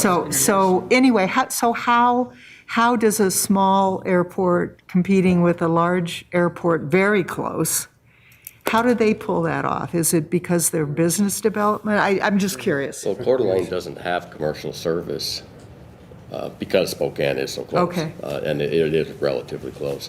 Yeah, I don't know a lot about Lewiston. And I don't know which one it is that seems to pay for itself, more or less. neither of those pay for themselves. Okay, They're close, but they don't. They're both supported by their community. Coeur d'Alene pays for their operational, it's also a client of ours, so is Lewiston. I'm sorry, I missed. Opportune They're both question. Coeur d'Alene and Lewiston are both clients of ours also. Coeur d'Alene pays Don't its. violate their HIPAA or anything by telling them. This is all public record. Coeur d'Alene pays their operational costs with revenue, but the county supports them for capital improvements. And Right. that's pretty much the same situation at Lewiston. And of course, this is off the topic of the plan, but we did start in our service level last year, and we'll continue that. We selected the airports around us as well as our Idaho airports of similar size. Right. I think I had Lewiston on there, I can't remember. And what their revenues are and what their revenues are made up of and what it costs to run the airport, so we do have a comparison. So we'll And be whether able or to see not that we a little could, better. we at would budget. be able Yeah. to incorporate whatever it is they're doing that is generating so much income. Right. So- Whether we can emulate that in some way or work toward it. Right. To your question, the way that airports generate revenue, there are several sources for revenue. One, passenger facility charges on enplanements. There's specific rules about what you can use that for. Basically, that just supports capital improvements. That's one. Fuel flowage fees. So every time, most airports, every gallon of fuel that goes in an airplane, they charge a tax on that, Which we do. which varies widely from airport to airport. And then commercial airports that have paid parking, that's a significant source of revenue. Fun fact, at SeaTac, that's their biggest source of revenue is their parking garage. That's true at a lot of airports. Obviously, you don't charge for that, so you don't have that source. And then the last would be hangar leases, so ground that you're leasing. So you have demand for hangars right now without a lot of space to build them. So that's one of our focuses in this project, is to identify some land that could be developed for hangars to start generating some revenue there. If your leases are structured appropriately, you can generate some pretty good revenue there. In Haley, also a client of ours, that's their highest source of revenue is hangar leases. Okay, but that's Sun Valley. Because it's Sun Valley. We're not gonna make that. Not the same, I'm just saying that they have limited space for hangars and, as you could guess, certain clientele that's willing to pay whatever it costs to lease space there. So my point is every airport is different and you just have to find the right mix to generate to maximize the revenue for your airport. And I think, Alan, you talked about needing to get some anchor businesses out there so that the infrastructure gets paid for, because otherwise it's just, and then hangars can be built, for example. And that's one of our challenges, Right. is the infrastructure Right. to where this needs to Right. build. And that's one of the challenges we're going to have. Thank you. Super. Thank you very much. Thank you for your presentation. Thank you. Thank you. Have a great day. Yep. We'll move to agenda item number 6 is Community Development Block Grant CDBG Program Year 2022 through 2026 5-year consolidated plan. Neighborhood and Community Services staff will be in attendance to present the first draft of the Community Development Block Grant 5-year consolidated plan, which covers program years 2022 through 2026. Staff will review preliminary needs, the proposed program for 2022, annual action plan, and the proposed 5-year funding plan. Following the work session, the public and a public comment period, the final plan will be presented to council at the February 3, 2022 regular council meeting to request approval for submission to HUD by the February 15, 2022 deadline. Good morning, Christine. How are you? Good morning, Mr. Mayor. I'm well. Good morning, members of the council. Councilor Mansfield, welcome. Thank you. I haven't met you yet. I'm Christine Howe. I'm the CDBG program coordinator. Thank you for taking this item on your work session today. We wanted to bring this before you during our public comment period so we could get feedback incorporated into the draft plan and then have it ready for you for recommended approval at your February 3rd public meeting. So I understand these were kind of lengthy documents, so I'm going to provide an overview of the CDBG program, the plan, the purpose of the plan, and then what you'll find in it. So as many of you know, the primary objective of CDBG is to assist our low to moderate income populations. And we do that through kind of 3 main avenues related to housing, a suitable living environment, and expanding economic opportunity. This is all regulated by the U.S. Department of Housing and Urban Development, HUD, our friends at HUD. And as you know, there's a lot of regulation and legal requirements that we must adhere to through this program. However, HUD has been providing Pocatello with entitlement funds since 1996, and we've been able to invest over $12.5 million toward programs, projects, facilities that assist our low to moderate income residents. So it really is a vital source of grant funding for our community. Each activity that we fund has to meet, as I mentioned, the HUD guidelines, specifically their national objectives. We primarily, I would say about 95% of funding for most of HUD's CDBG programs go toward that first national objective, which is a benefit to low to moderate income individuals. And we can get into this a little later, but that's basically what restricts where we can spend the funding and who the funding can go toward. And we focus on those LMI individuals, those that make 80% or less of our area median income. You can also use CDBG funds to eliminate or prevent slum and blight, and for urgent need, which is really a major emergency, something unanticipated that would come up, natural disaster or something of that kind. So as I mentioned, the core principles of the CDBG program are to benefit our low to moderate income residents. We also, through CDBG, have to engage with those residents, so community participation is a major component of the program. We leverage the funds. There certainly isn't enough money to solve all of the problems. I know we had a pretty extensive discussion about affordable housing at the beginning of this meeting. I wish we had enough CDBG funds to solve all those problems, but really our purpose is to leverage our funding to help our partners and do some strategic and targeted investments. Oh, may I? Quick Oh, yeah, question. go ahead. Just back, you talked about the low and medium incomes, 80% or less of the area median income? It's low and moderate income. low and moderate, Yep. excuse me, And, yes. Yeah, You define- 80% or less of area median income. What is defined as our area? Our area is based on our census block, so it'd be the city of Pocatello, any census tracts.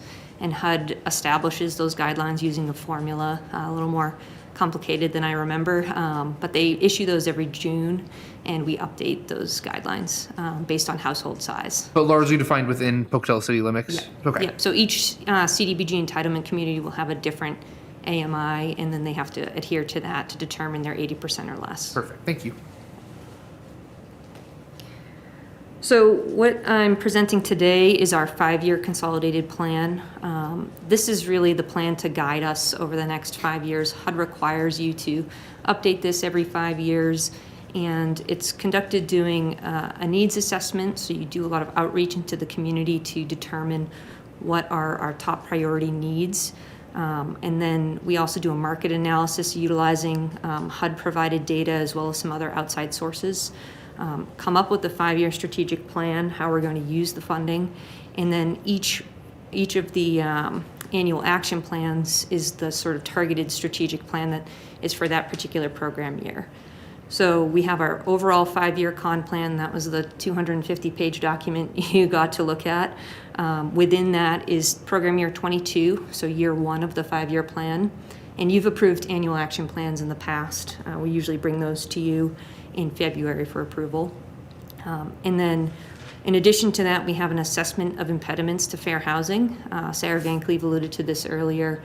Basically, we look at how the city's doing at its administration of the Fair Housing Act, which all entitlement communities are required to provide some component of fair housing. And in addition to that, we're updating our citizen participation plan. So that's our kind of outreach plan. So when we have all those public hearings and public comment periods, that's all inherent in our citizen participation plan. And we're updating that so that if this is approved, minor amendments and changes on projects don't have to come before the council in a formal public hearing, but as long as they adhere to what the plan says, we can make those changes internally. As you know, I've come before you many times in the past year for approval of minor changes. So we're just hoping to make this process more efficient by having our set plan for 5 years and be able to enact it. So this is kind of the pyramid we use to look at the components of the 5-year plan. The item that most of you are most familiar with are our activities. And those are things like funding for the new Aid for Friends homeless shelter, funding for NeighborWorks to do their mobile home repair program, St. Vincent de Paul social service program. So we provide grant funding to our various partners so they can conduct activities. But really what those all stem from are the needs we identified, the priority goals that are articulated in the con plan, then we have projects, and then those projects are implemented through activities. So this just shows an example of sort of the flow of how we would determine what activities we'd fund through Cdbg. So the need is, the community needs decent, affordable housing. And so one of our goals derived from that need would be to increase the amount or access to affordable housing.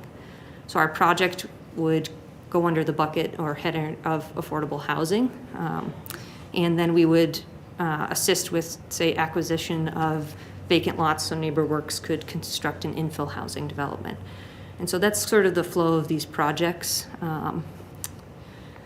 Christine? Yes. Can I ask a quick question? Are there ever any projects or activities that you fund that are not specifically related to housing, but sort of affect low to moderate income, quality of life? I mean, maybe indirectly related to housing. Absolutely. So we tend to, for our projects, identify multiple categories. And that's where we see something such as public services, which would be us supporting a nonprofit agency that then would provide services to assist someone to achieve a suitable living environment, for example, or maybe get out of homelessness so that they can then better access housing. So in this slide here, these bulleted items, housing, infrastructure, facilities and improvements, public services, and general admin, those are our projects. And so within each of those project categories, we'll have different activities that we'll fund.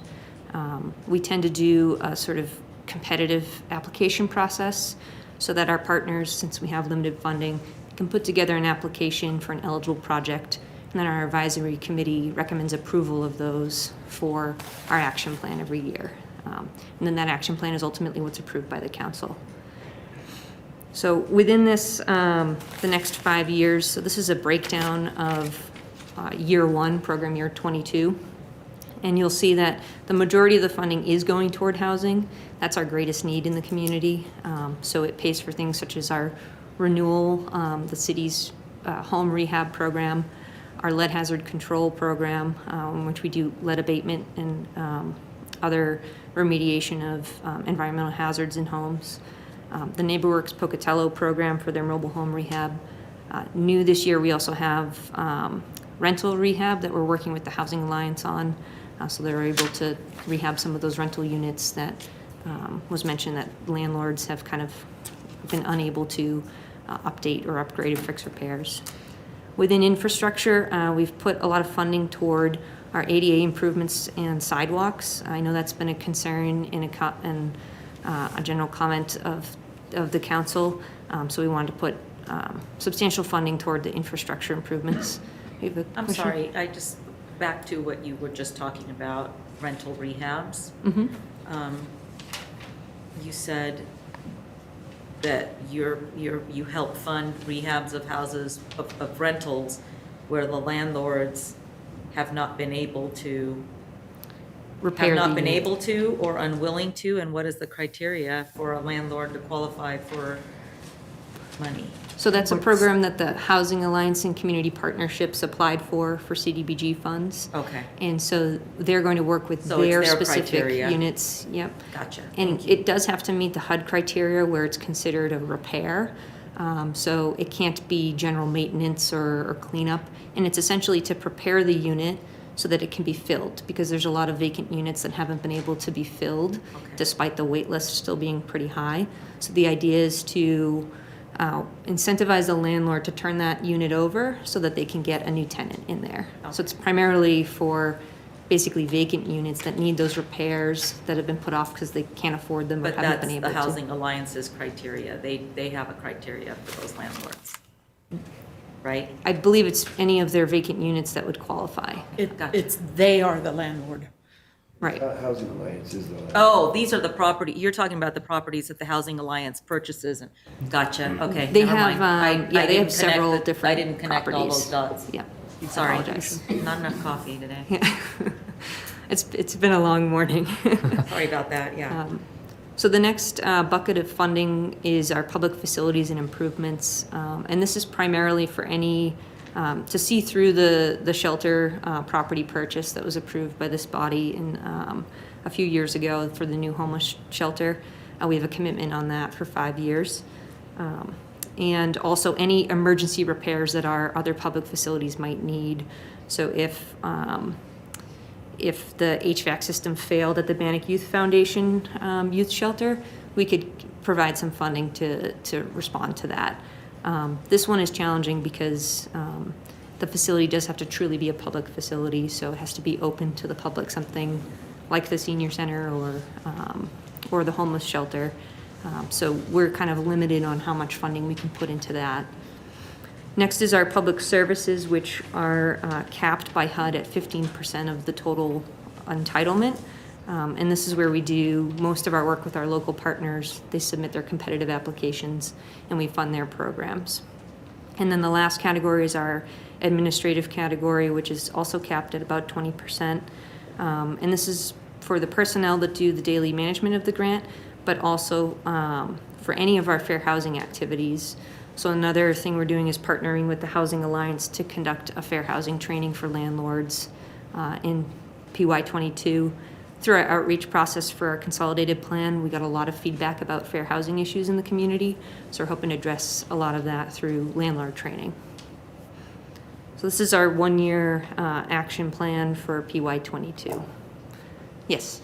Maybe it's for you more than anybody, but I would be interested when we do landlord registration in requiring the fair housing training be a part of that. I don't know to what extent that's possible, but when we have that discussion, I would like that too. We'll have a legal weigh in on what we can and can't do and all that stuff with that. So we'll have that discussion then.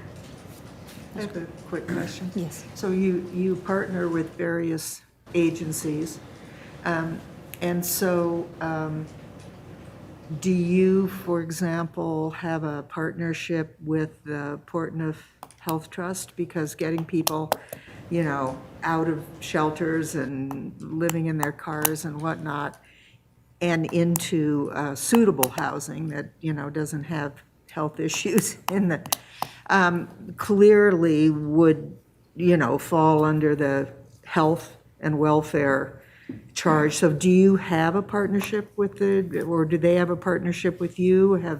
What kind of relationship is there, either with you or via some other housing?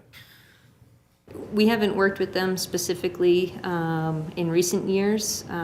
They are on our distribution list, so when we send out our information about applications, they do receive that.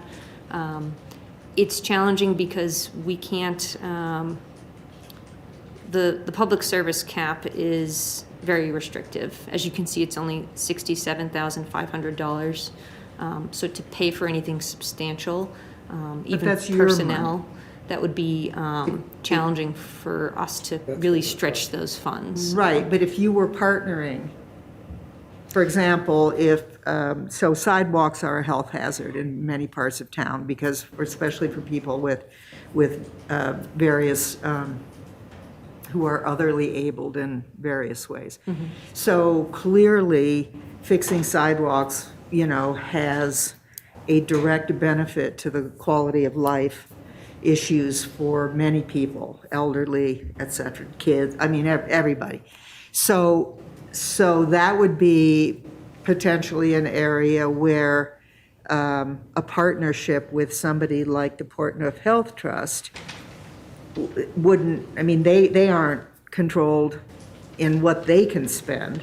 So there could be you put in 30%, they put in the rest, because that health trust that money is there to support the community and the health and welfare and quality of life of the community. So that was my question. Are you engaged in outreach and discussion with them, or they with you, about how they might support and augment the programs that you do?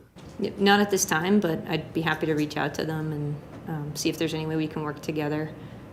Part of the issue with Cdbg funding toward anything like construction, which includes the infrastructure, is it then immediately triggers the Davis-Bacon Wage Act, which increases the cost of labor for the project. So we've tended to, some of our partners have come to us looking for construction assistance funding, and we've told them that it would essentially increase the project 30% in cost if our dollars are any component of it. So we've had to work on ways to separate Cdbg funds in those instances, and find some things that are eligible that wouldn't trigger those very strict federal regulations. But I could see us doing projects in tandem or something of that kind to try to leverage additional funding. So we can certainly reach out to them, see if they can be involved in our programs or vice versa.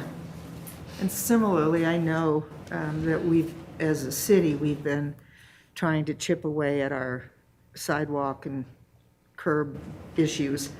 And so it has just occurred to me, whether or not, for example, could Cdbg or one of the other housing organizations in town be a receiver for a grant from the Portneuf Health Trust, which would further, the efforts that the engineering and planning department are already pursuing. I think to be a receiver, you gotta be an applicant. And so you gotta have a department that's organized to do the applications in that way. Right.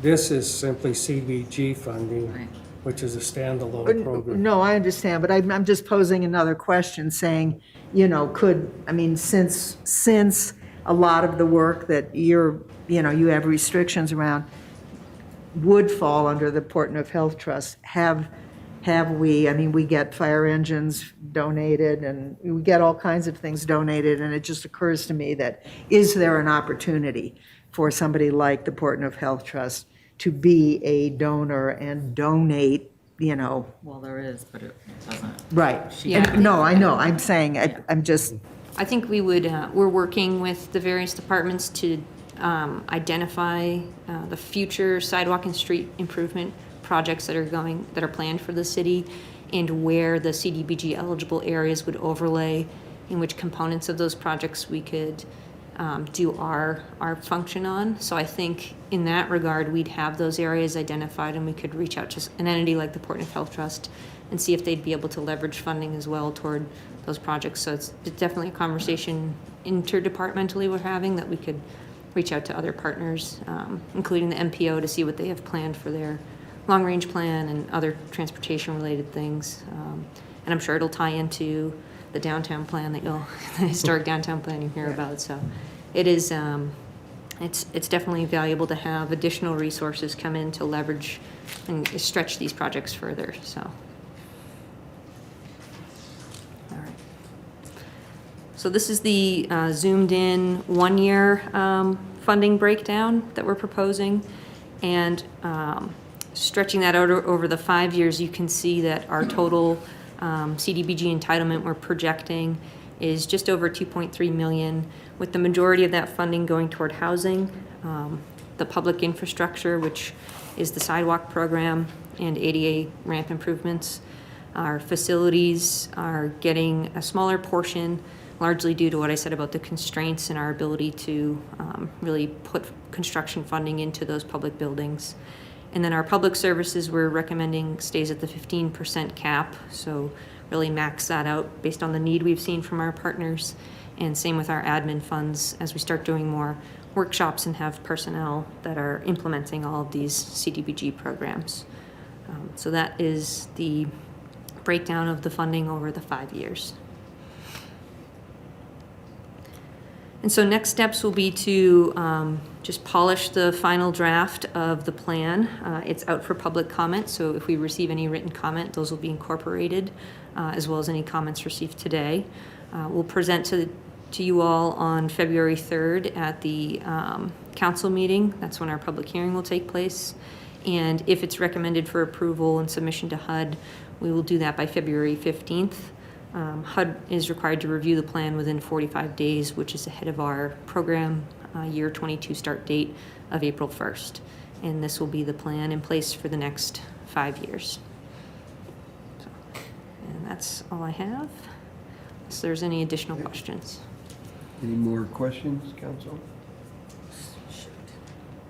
Okay, All right. Christine, thank you so much. Thank you. Thank you very much. We'll see you on the 3rd. Yeah. Sounds great, thank you. Then we'll move to agenda item number 7 is Pocatello Downtown Development Plan. Planning and Development Services staff will be in attendance to give a presentation regarding the Pocatello Downtown Development Plan and receive feedback from the council.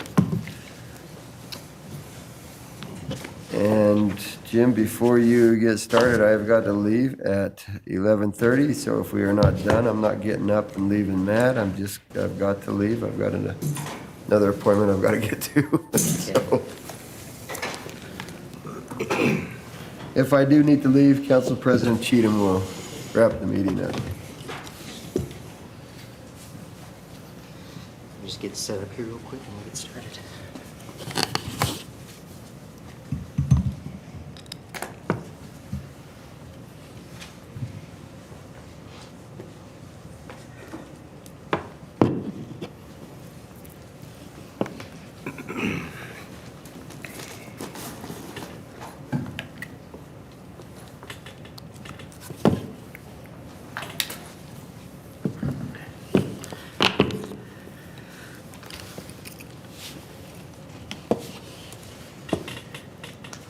All right. Good morning, Mr. Mayor and members of the council. I'm Jim Anglesey, Long Range Planner for the City of Pocatello. I also have Brent McLean, Planning and Development Services Director, and Stephanie Pelagi of Historic Downtown Pocatello. And we're excited to present a draft of the Downtown Development Plan. This plan is the result of years of work and collaboration between Historic Downtown Pocatello, Utah State University, and the City of Pocatello, as well as a group of stakeholders, community and business leaders, elected officials, and members of the public with a passion and interest in downtown success. You've been provided the draft of the plan, and we'll present some brief highlights in our presentation today. Our purpose of presenting to you today is to gain feedback on the plan with the intention of returning hopefully in the near future to seek adoption of the plan. The Downtown Development Plan provides the city and the community an ambitious vision for the future of downtown Pocatello. It provides a foundational framework for downtown success and goals and strategies to implement the vision. This plan should be utilized as a playbook by the City of Pocatello, historic downtown Pocatello, business and property owners, investors, developers, and various community organizations in determining priorities and strategies to accomplish the goals and vision within downtown and the surrounding areas. As a living document, this plan is designed in a way that is meant to be built upon and added to, while the premise, principles, and value proposition of the vision serves as an unchanging foundation. The components and details of the vision will evolve as ongoing public engagement, investments, and community support occur. Downtown Pocatello is the beating heart of the city.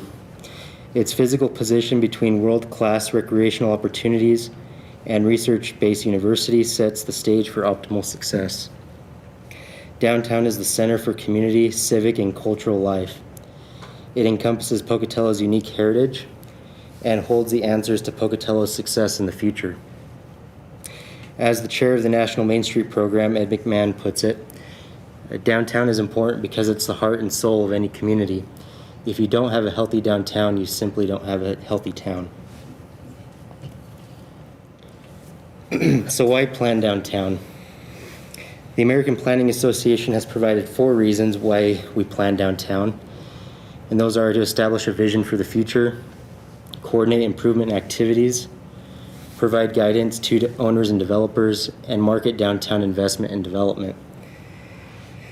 Downtowns are inherently complex in many ways, especially from a planning and land use perspective. Its intrinsic value, and specifically its economic value, alone provide a reason to have a plan and vision for the future direction of downtown Pocatello. Again, downtown is the heart of any community, and as such, it is also the community's economic engine, or at least should be. If you want an example of resilient city development that is efficient, long-term, provides long-term sustainability, and makes long-term financial sense, especially in the terms of the cost of infrastructure, look no further than downtown. Downtown is where you get the best bang for your buck. What do I mean by this? Financial security of a city depends greatly on how a city develops. Urban downtown development leads to greater lasting value that is proven to stand the test of time, not just 20, 30 years as suburban development has proven in city after city.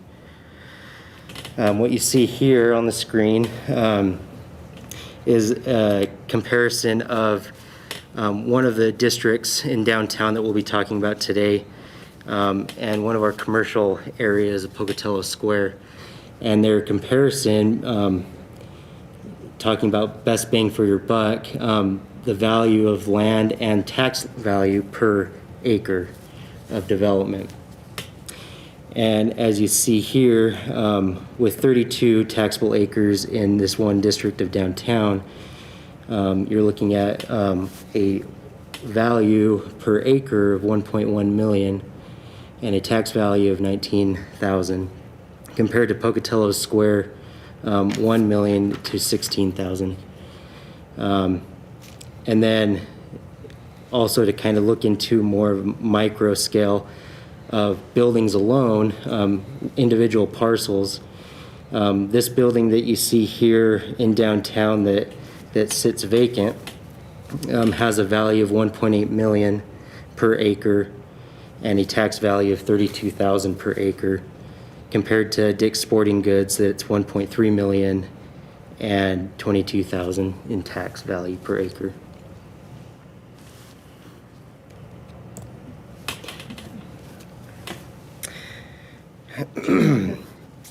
Just a question. Chris. Go ahead.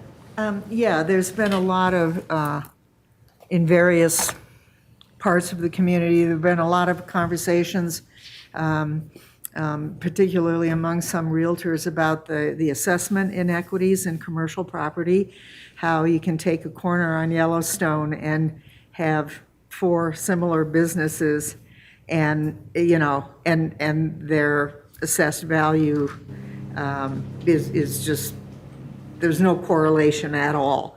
Right. So, so how, I mean, that's not your job and it's not your problem, that's the county assessor.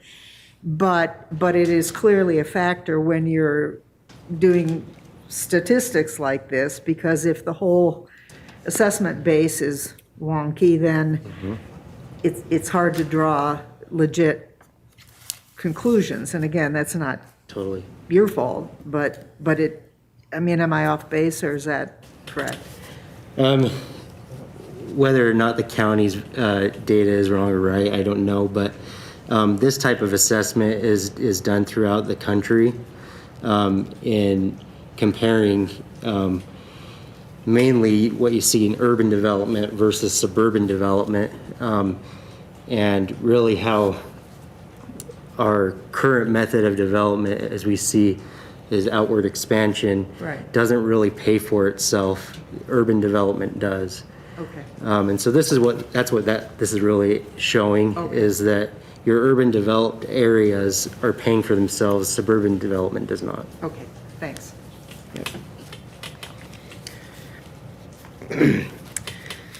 Successful downtown development requires a collaborative approach between business and property owners, the general public, and community leaders. Between 2018 and 2021, the Downtown Plan Task Force, comprised of individuals of each of these key groups, held a series of hands-on meetings and walkabouts that led to the contents you see in the plan. Where this is a living document, this collaborative approach is a critical ongoing component for the implementation of this plan. So the plan is based off of this foundational premise. Downtown development occurs in a knowledge economy when a community's greatest assets are identified, reinforced, linked together, and intensified within and in close proximity to the downtown core. Okay, so we've got this nice foundational premise, but what are Pocatello's assets?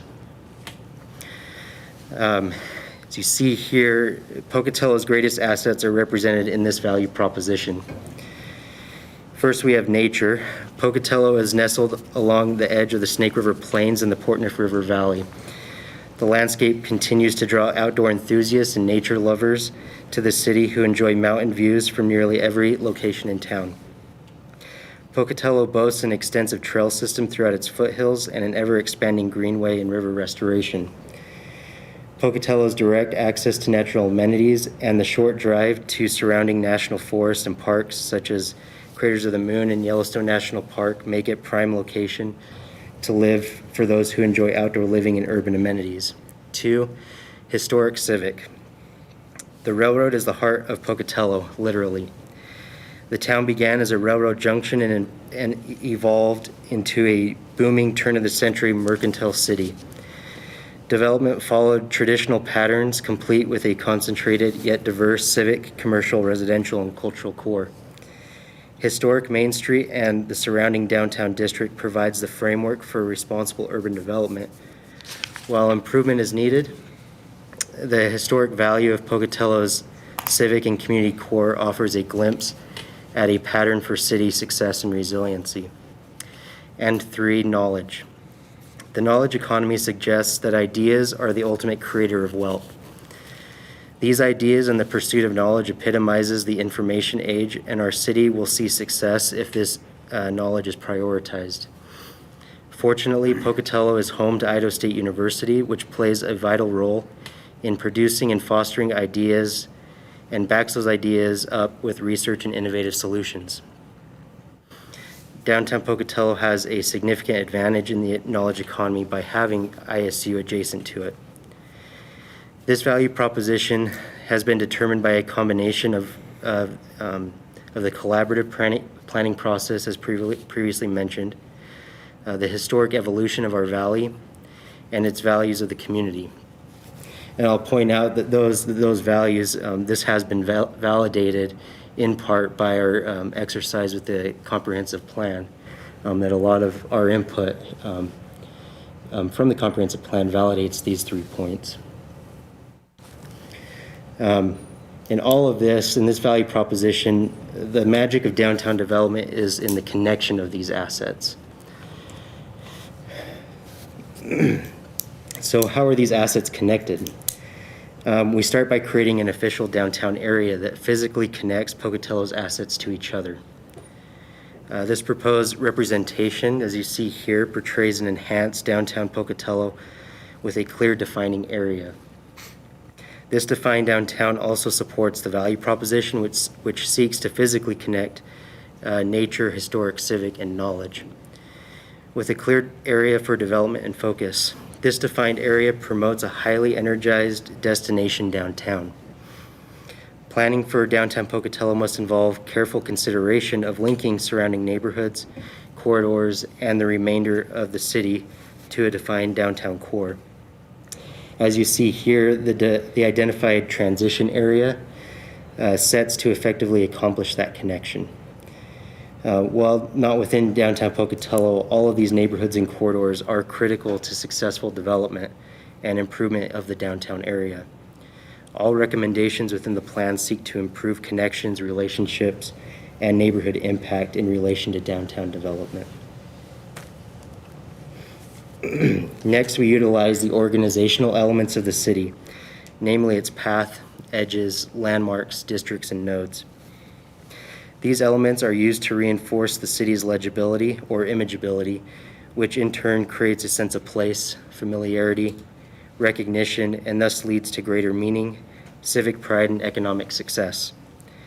These elements have been utilized in this plan to provide downtown Pocatello a defined organizational structure that will not only enhance the imageability of downtown, but also the city as a whole. As evident in the plan, emphasis is given to districts and nodes for clarity purpose.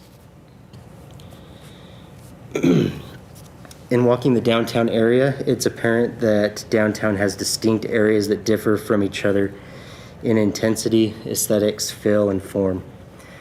This map shows the location of 5 distinct downtown districts. These districts have been carefully considered among various stakeholders. Each district will have, or already has, a common identifying character. Each district also will have intense centers of activity or nodes. These nodes are reinforced and intensified as they act on each other's district's unique catalytic project to invigorate downtown development and encourage complementing activities within the downtown. So from here, we're going to go through each of those districts. Before I do that, do any of you have any questions on what we've talked about so far? Nope, doesn't look like it. Okay. So the first one is historic downtown. Historic downtown is the beating heart of downtown. When you think of Pocatello, images of historic downtown come to mind. This is where it all started and is key to the future success of Pocatello. As the center of cultural and civic identity, an enhanced focus on the historic core provides a template for responsible urban development and reinforces the city's identity. At the heart of the Civic Center is the City Square. This square is bookended with a Marshall Public Library to the west, a proposed City Hall to the east, and a downtown recreation center to the south.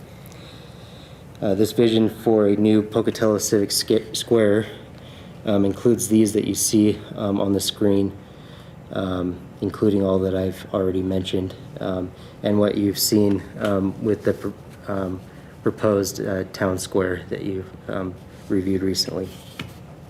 How does the this proposed downtown recreation center impact dovetail with our current, what are the implications for our current community rec building? That's a good question. One that we haven't taken into consideration yet. The idea, though, is to take our assets and concentrate them into downtown. Mm-hmm. And so whether it be an additional rec center or bringing our recreation center here. It could go multiple different ways. But the idea of a civic center is to concentrate your civic Right, amenities. right. No, it makes perfect sense. It just has implications. If we have two sites, then we have twice the staff, et cetera, et cetera, et cetera. Yeah. Yeah, okay. And those are the things that, as the vision is implemented, we'll need to figure out how that all works and if a recreation center downtown is even possible.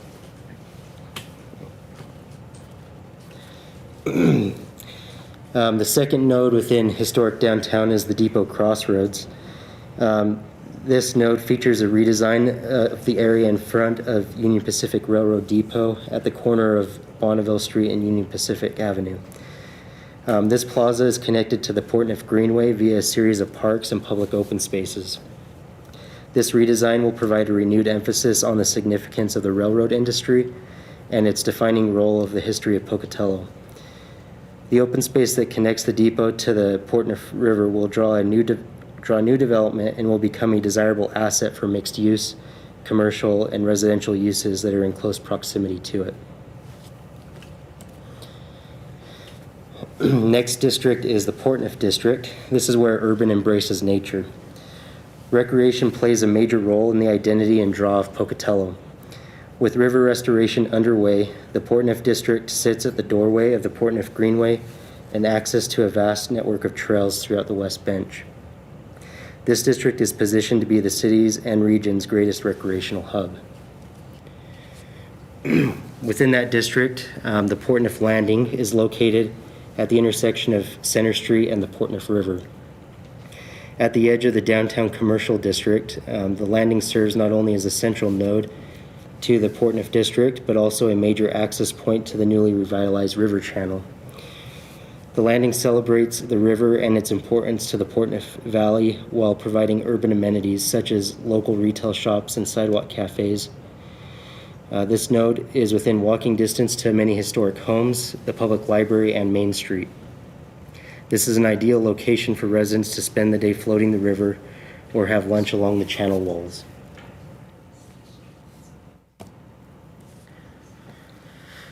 All right, the next district is Downtown East. This district is gritty and grounded.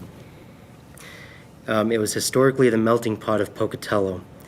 People of various backgrounds and ethnicities congregated in what was known as the Iron Triangle.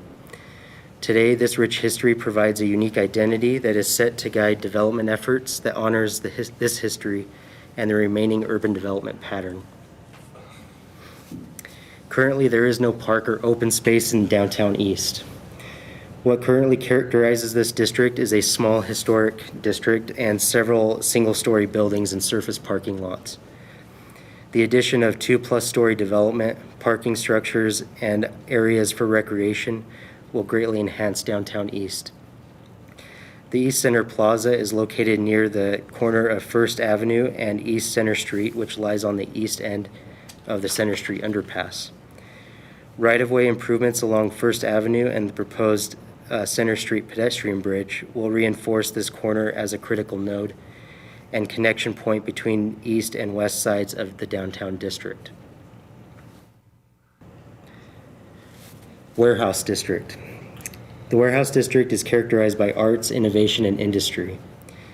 Located between historic downtown and ISU, the historic Warehouse District is primed for an eclectic mix of research and entrepreneurial-driven enterprise and young professional lofts. The district is a laboratory for students to appreciate history while also engaging with innovative and creative industries. Since the beginning of time, the purpose of the city has been to provide a central locale for exchange of ideas and goods. This is a place improved by healthy competition and a think tank culture. With roots reaching back to the Roman Forum, the Plaza, Commons, or other central gathering places provided a location of gathering, interaction, and the exchange of ideas. Varsity Commons, as you see here, seeks to provide these opportunities. With a district emphasis on creative industries and entrepreneurship, the Commons is centrally located in the district to encourage this collaborative atmosphere. The commons are to be supported by right-of-way improvements along First Avenue and the adaptive reuse of surrounding historic warehouse buildings. And last, the Bengal District. The Bengal District connects knowledge to the community. At the doorstep of Idaho State University, the Bengal District serves as a linchpin between campus and downtown. This district is where students and community life fuse together, strengthening the bonds of our downtown and gown relationship. The Bengal Block Student Life Center will provide not only a place for students to live directly adjacent to campus, but also a facility and programs that focus on civic and community life for students.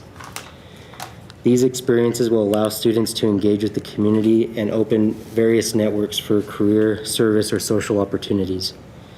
The objective of the Bengal Block is to strengthen the students' ties with the community, strengthening the lasting legacy of ISU and its as a critical member of the Pocatello community.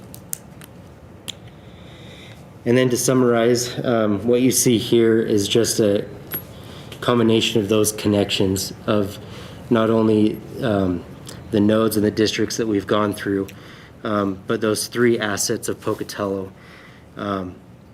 This development plan seeks to not only build up downtown, but while capitalizing on the assets of the city as a whole, bring up the city as a whole in a concentrated urban form. And this concludes the presentation of the plan, and any questions or comments and feedback would be greatly appreciated. Question looks like Linda. Did you have one, Chris? Chris, Linda, then Chris. Not a big question about the plan. I mean, thank you for all this work. This is really exciting. But I just wondered if you could go back for a minute to the Bengal District. That was my question. That's the node that's inside the Bengal District? Okay, I just missed that, so thank you. This is really an exciting way to kind of, I mean, my main interest in our city has always been on downtown, and just that is the core of the city, but connecting that to these other areas and assets that we have, like the university. This is very exciting. Thank you. Chris? Yeah, I wanted to thank you for really pulling together, after many years of talk, to the team that you've put together in the planning department that actually is bringing concrete vision to something that's been kind of hypothetical and mercurial for at least the years that I've been in Pocatello. So thank you for that. And I also think it's really appropriate to give a shout out to Hannah Sanger, because many years ago, I remember when this room was full of the work of the students from Utah State, and that was on her back. And I think she deserves a shout out, as well as her Terry First, the pop-ups on Terry Street and all of that. So anyway, she's been really central, I think, to keeping this energy going. So I'm curious, I guess the big question is, how do we move forward from here? Where do we move forward? How do we begin to attach a timeline, a funding plan, et cetera? All of the things that make everybody crazy when you try to do magic. Mm-hmm. Either of you want to chime in? I can. That's always the big question when you have a plan. So way too often we go through these processes and it gets stuck on a shelf and no one ever looks at it. And that's the thing that I hate. And Stephanie is a great example of how this happens. She is a community champion who has done something remarkable for our community and garnering support from local businesses to help invest into our city. That is the primary way to make this happen. As you have those community champions who have that vision, they can take this document and they say, I want to do this, and they can move forward with that. And we see that with Simplot Square and what she's doing with that. That is the best way to have that happen. But there's other things we can do. We can codify a lot of the design elements into our code. So as development happens, those developments have to make improvements to the property in accordance to this plan. We can set aside budgetary things as a council to make plans for things in the future. There's different things that you as a council can do as well. We can work with the other departments and see what things in this plan can be accomplished incrementally as we make improvements. None of it is going to happen overnight. It's not just this big thing that happens, but it'll slowly and incrementally happen. And what this plan is a document that we can then use to guide us and to give us that vision as we're making decisions.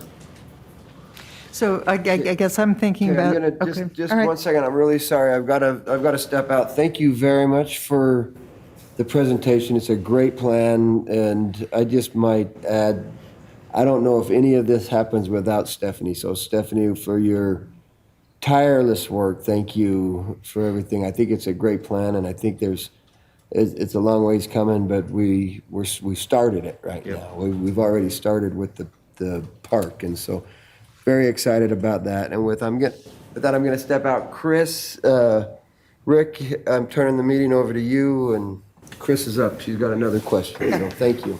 So obviously, you've alluded to this, but it's pretty much obvious that this is going to be a phased situation. So in order for local donors, for example, to get involved, it can't just happen in a patchwork. So what are your plans to create some kind of structure so that if somebody says, hey, I want to do that, you can say, okay, and that will be, we can't do that until this and this and this happen, because otherwise we're going to build something and then tear it up in order to do something else later. How do you envision all of that working? Well, I think that there's obviously some higher priorities than other in the plan. The plan doesn't show a phased approach. We've kept it very general so that once it's adopted as a vision, then as a downtown committee or what have you is formed or maintained, that we can create a list of this is priority. As you see now, what looks to be as the Civic Center has taken priority as the town square is starting to be developed, and the creation of this Civic Square and the Portneuf River vision is happening, so that may be the next step. I think some of these can happen simultaneously, but having a vision in place can, and there, when opportunities present themselves, we can attach to those opportunities. Can I just comment there too as well? So the town square and Portneuf Landing, which is at the river, those two projects. I'm sorry, It's you okay. speak softly. I do, and I. Thank you. Yes. So when we started the drawings and the renderings, and we started meeting with the public, and we started talking to Rotaries and Civitans, we prioritized the two projects that were incorporated in the river visioning process, which was the town square at Simplot Square, the expansion project, and then Portneuf Landing. And those two projects, we believe that the new town square organically will help process and the development of Portneuf Landing. And then we look to the next priority as our downtown east and the connection between East Warehouse and the Bengal District, So that Terry First, I truly believe, will be the next big priority to get that project really funded and underway at the same time that the Portneuf Landing is happening. And a lot of this will happen organically as property owners and developers come to us and opportunities arise. And you take advantage of those opportunities. As people want to make investments, you guide them according to the plan to invest into the city the way that the people want them to invest into the city. When do you envision having the committee convened and then, I realize everything's in flux, I'm not asking for, due dates. And then, what would be an ideal, from your perspectives, an ideal target date for that committee to have the priorities identified, et cetera, whatever whatever they would believe would be important in terms of actually being able to take concrete steps forward? I don't know that we'll we haven't decided that there's going to be a committee that takes this plan and moves it forward. That is not necessarily the intent of it. It's an option. We could do that. But, because Stephanie has her own responsibilities, and this plan far exceeds where her responsibilities lie. So it's not like it's going to lie totally on her shoulders. Right. But what it is a vision that we put out to the community, we get buy-in from the community, and that it is pushed. And so when developers come to the city, they have to come through our office. And we can then guide them. So for instance, the new Idaho Central Credit Union, they came to our office to develop that new bank there on the corner of Benton. And in our conversations with them, we shared with them this plan. It wasn't adopted. It was very draft. And part of this plan has lighting standards and requirements along those corridors. And they agreed to put those lights in on their own to further the goals of this plan. So they bought into it. And that's what we want to have, is that buy-in. Now, some of those things like lighting, we could codify and require it to be done. But we have community champions, and Idaho Central is one of those community champions that has a vested interest in our community, and they wanted to do the right thing and further the purpose of this plan. And that's what we're going to have.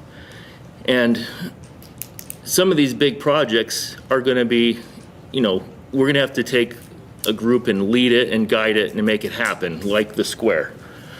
That's the only way those will happen. But the bulk of this plan is going to be these individual property owners and these individual developers developing their property according to the design elements of this plan. That's where you're going to see the bulk of change.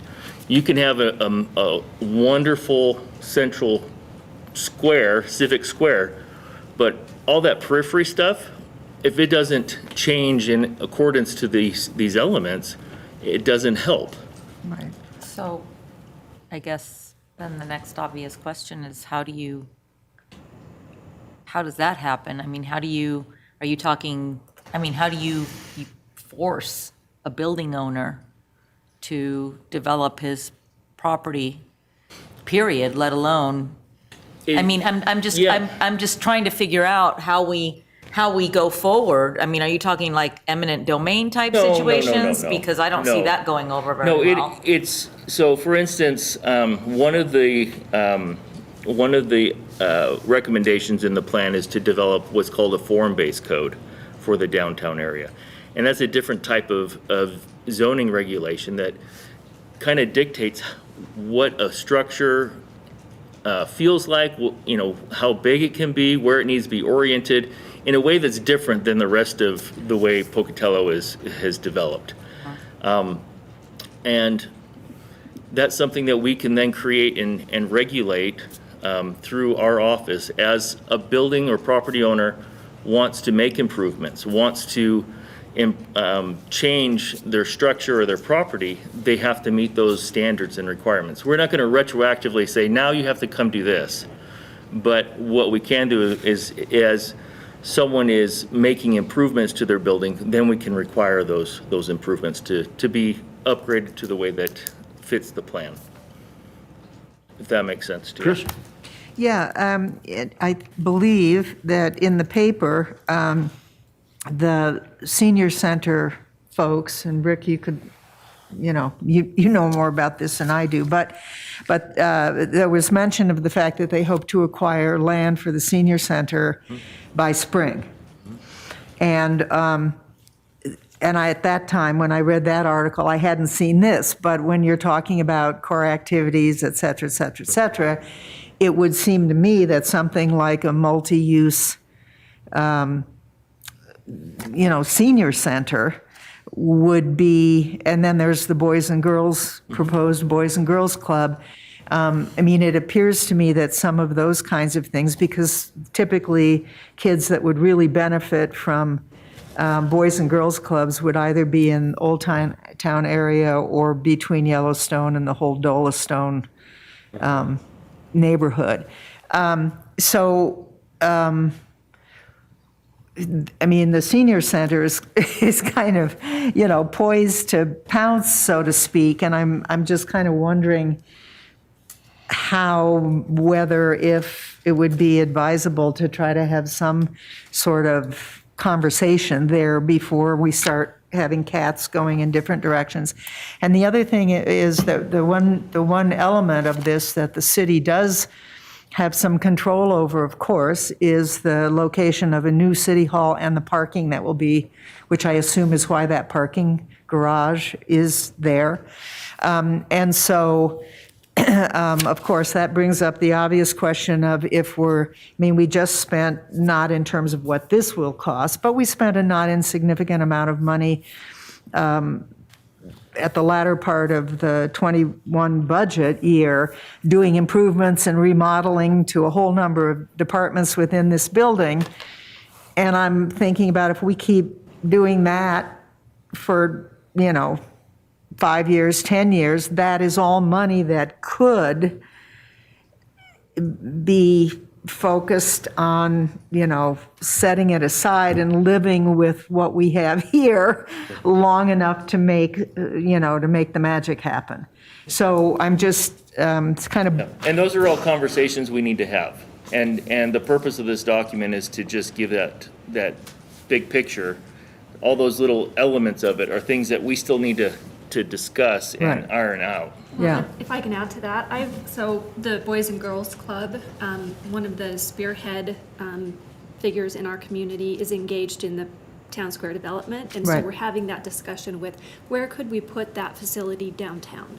So that's happening. We've spoken with the senior activity folks before.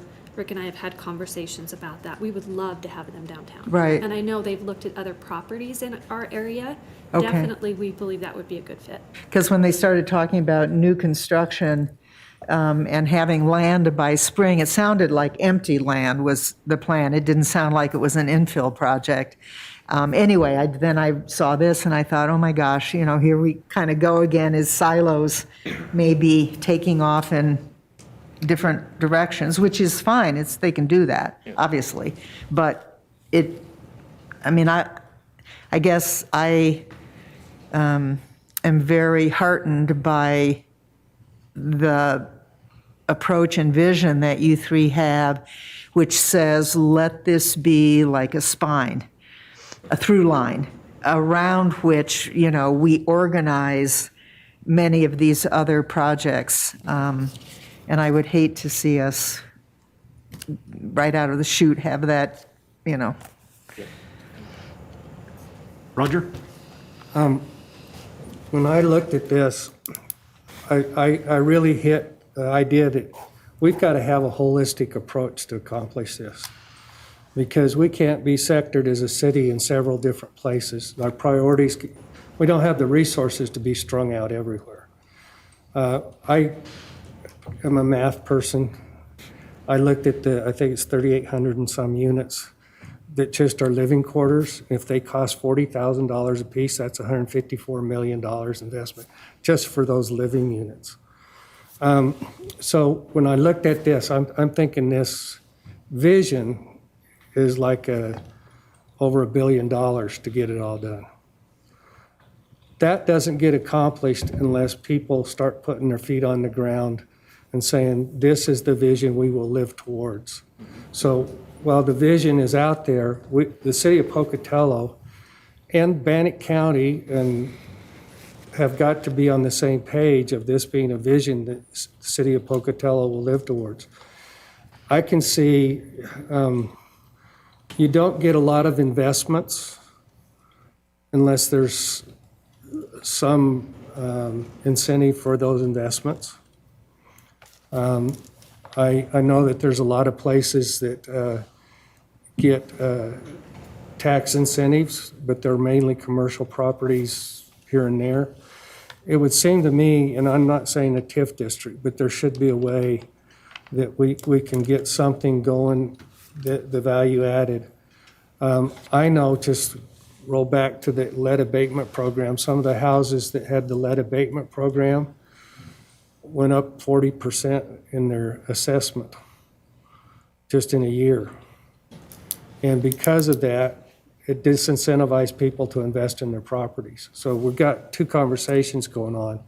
We got a conversation right here about how we get people to invest in new vision, but we got the other discussion was how do we take our,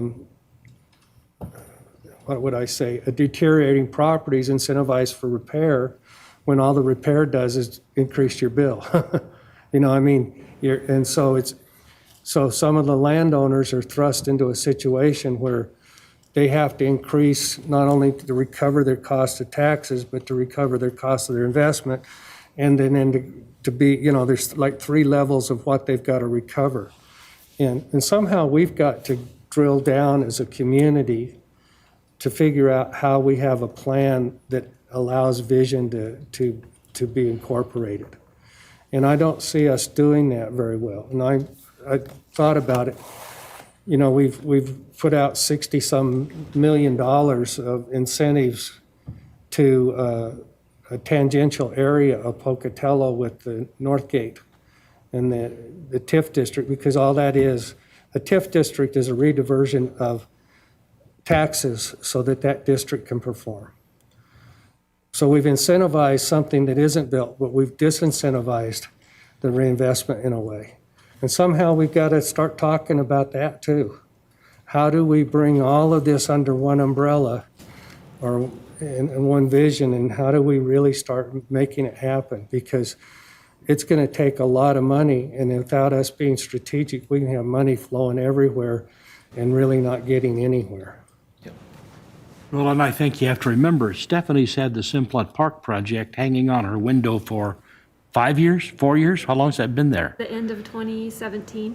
You know, that, and the stars finally aligned because she kept after it, kept working on incremental units, and this is a very, very long-term plan. Stephanie has also had the parking lot at Center Street on her chart far longer than Simplot Square, and we haven't even moved as a city to support that.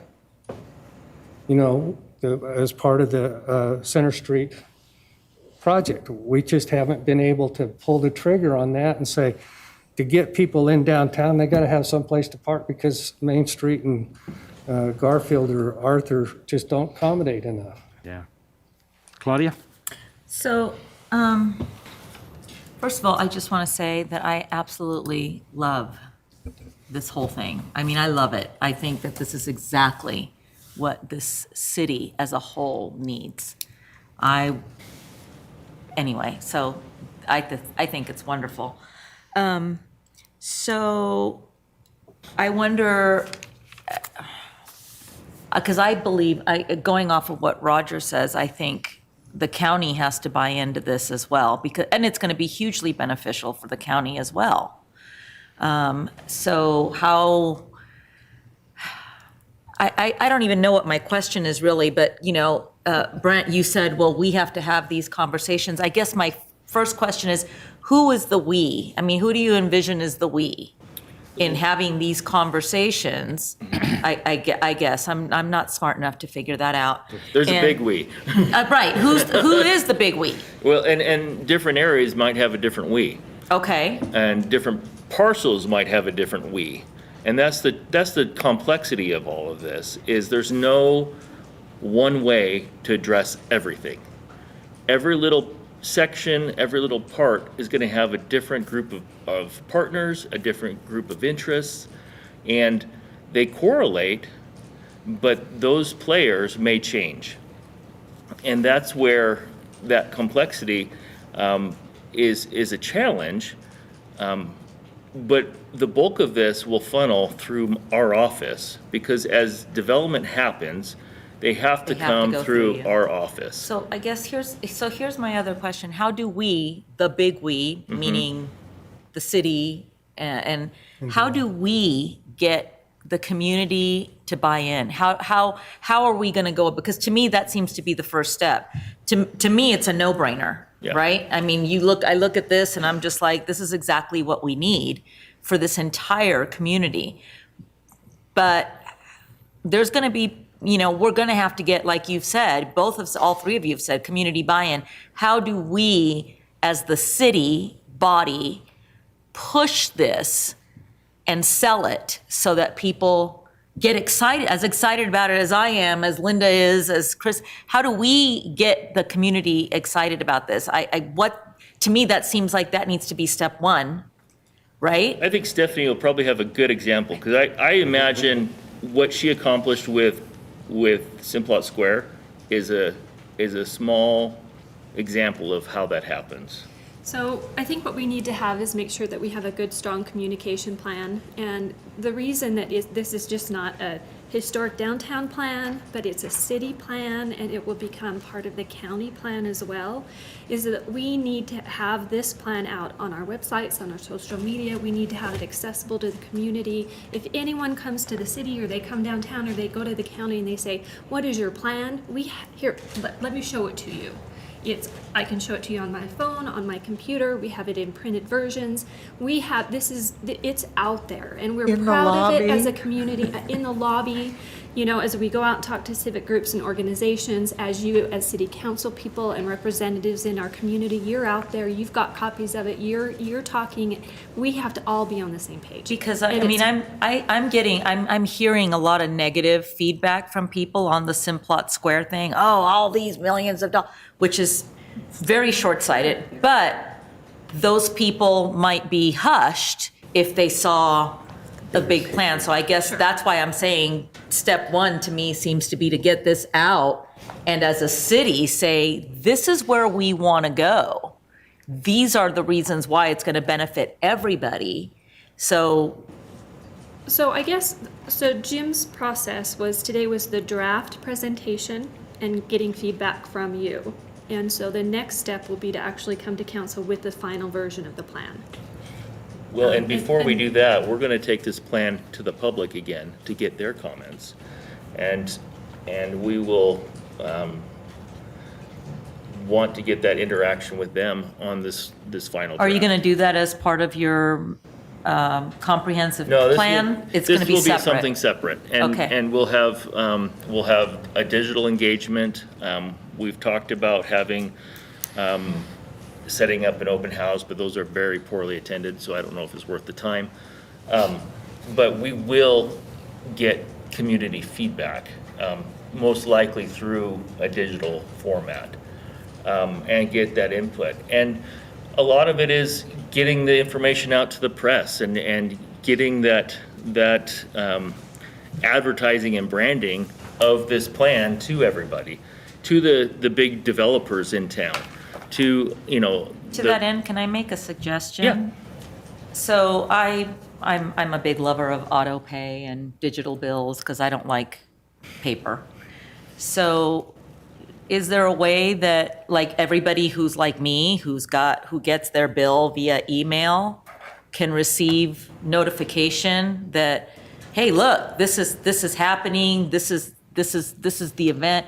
I mean, there's got to be a better way other than the city website and the journal to get the word out. I really think we need to Well, to figure other ways out, because not a lot of people log into the city. Yeah. And not a lot of people I agree read with the you, paper. Claudia. I agree with you, and I think you have organizations like Stephanie's who have maybe an email group or a Facebook group that they can send a blast out to and advertise it through social media and different things like that. And you have those partnerships to get the information out. Yeah, we send weekly emails. I mean, our communication funnel is Okay, Right. so then I just have one more thing, I'm sorry, one more thing real quick to Jim, I guess specifically, or, is if you guys are gonna come back with something more concrete, one of the comments that I have when I looked at this is I love the lighting concept and how it defines everything, but I lived in an area that had salt and sea air, and metal light posts are very, very pricey, and they erode and have to be replaced. And I can't imagine it's going to be much different here, even though we don't have sea air, we do have snow. So I just want you to keep that in mind, because if the city or its partners have to replace, a $90,000 light post every 4 or 5 years, that might not be as attractive. So I'm just putting that out there. It's like those little things, to me, matter, because we can do something once and have it last for 20 or 30 years rather than 5 or 10. That's it. Go ahead, sorry. Chris, then Josh, then Roger.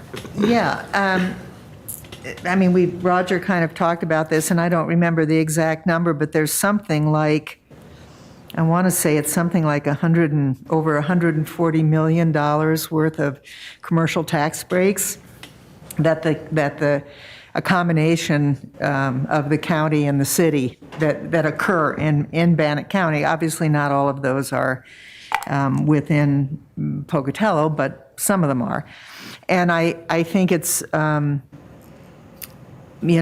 just would really encourage, and I'm sure you have and will, involve the county commissioners, because if they're basically giving away our tax base at the same time that we're trying to, to raise money, not only as a community, but particularly as a city, because Jim, I think you mentioned, or I can't remember which one of you mentioned, having city budgets do set-asides or, et cetera.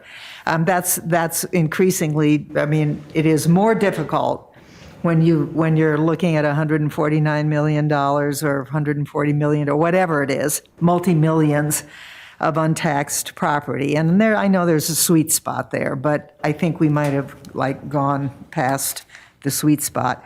And then I'm assuming, Jared, I for some reason I thought there was some legal kerfuffle around the old depot and et cetera, et cetera. And I believe 2 years ago you had told us probably none of us would be around by the time that was settled. And so around on the planet. I'm just wondering if you could speak briefly to that Sure. wrinkle. I did say that we may not be around by the time that finishes its litigation, but there has been a little bit of movement in that case, actually. Unfortunately, the movement didn't give us the result we were hoping on these parcels in Old Town or downtown. So we're still waiting on those, but the case is finally getting some traction in federal court. And so my optimism is increasing that we might have some answers in the next couple of years. But yeah, absolutely, the railroad depot, the bus depot, and the credit union there along the railroad tracks, those parcels of land are tied up in litigation right now.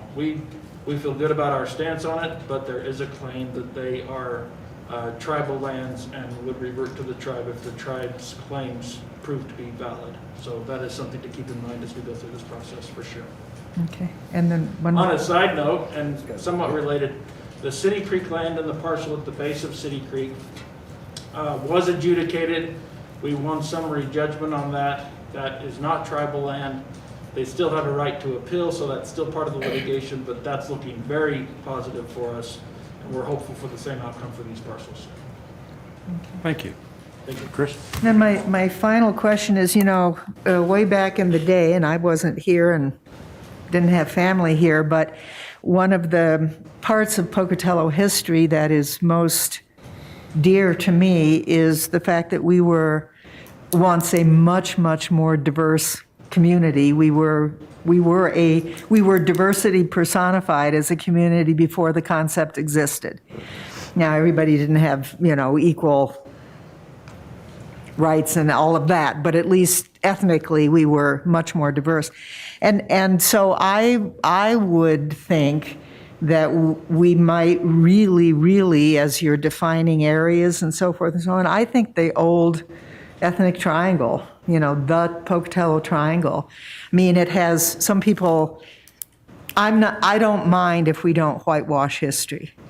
I think some of our more raucous history and some of the more raucous history of parts of the triangle, near the boarding houses, et cetera, actually lend Western color to our town and give it a distinction. I mean, I think our ethnic triangle is one of the things that distinguishes us from many, many other Western communities. And I think there might be some opportunities to really enlarge on that history and awareness within this plan, which I didn't really see. Yeah, and we agree, most definitely. Josh? Yeah.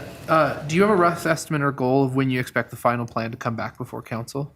We're hoping that in the next couple months we'll be doing public engagement, and come March, April. Hopefully March. March? Yeah, I would like to get it done in March if we can, as soon as possible. Thank you. Roger? I just want to say, when you dream big, then you also got to think big to support it. And I would not say that, I think the project at the Pocatello Simplot Square and all that, that's a good template. But that template could maybe be expanded 250 times, 300 times. I am aware of large investors that come in with real money, and they will come in with $200, $300, $500 million because they see a project. And I don't know what we can sell, but if we got a good salesman, they can sell it. And, ISU has a lot of, it might be the Lovejoy in that corridor over in that area. You anchor a big investment with the university, and then that just cascades through all the rest of this. I don't know, but it seems to me we got to think big to become big. And too often we think too small. And I would, as part of this, I would have a big project template that you might be able to sell on several places here, because there may be somebody sitting on a lot of money that has a vision for where they want to invest. And there have been other towns transformed by big investors. Yep. Linda? I just wanted to end by referring back to one of your Jane Jacobs quotes, because I'm very excited to see how we inject the cheerful hurly-burly that makes people want to come into the city and linger there. So this is great, and thank you, and I'm looking forward to the cheerful hurly-burly. Claudia? So, I don't want to get skewered for this by anybody, but TIF districts are intended and designed for these types of redevelopments. They're not designed for taking ag land and making it something else. They're designed for this type of thing. So how, that, in my opinion, should be something that should be looked at and considered as a part of this. Not that we're gonna, I'm not saying, yeah, let's do it, but I'm just saying we should at least I'll take this hat off and put a different hat on. do the research or something and figure out if you know, because that's the original intent of TIF districts, is this whole thing. Yeah, this is a big part of what they are set up to do, and there has been a TIF district in this area before, and the PDA is looking at ways to improve downtown. It's a priority. My own opinion is I think it's a great opportunity for the PDA to establish some implementation funding sources that we might not have otherwise. I think a lot of what has been done in downtown did get accomplished through a TIF, like the lighting that's down there, some sidewalk improvements and things like that. All that happened years ago through a TIF program. But it is something that the PDA, I think, will look at. It does take, timing is of the essence because they have a very specific time period that they can operate. And so if you don't have things, an investor or a project all ready to go, you don't want to start it until that is ready to go. And so there's a lot of timing that goes along with it. But it is something on the PDA's radar. And I think that a TIF district with a comprehensive plan like this, a vision, is gonna be much more successful than a TIF district where it's like, well, we need money, we need to do this, we need to do this. This is a much more this is goals, this is a true vision of Exactly. what the end is gonna be like. So anyway, I just wanted to put that out there. I agree with you. You know, at the strategic planning session the PDA had last week, this was a major topic, was historic downtown Pocatello and what potentially a TIF district might accomplish. And it sounded like during the conversation that they may well commission some kind of a study to see if it is feasible in this area. Well, that's good to So know. we'll see how that goes forward. That's good to know. And can I just? Chris?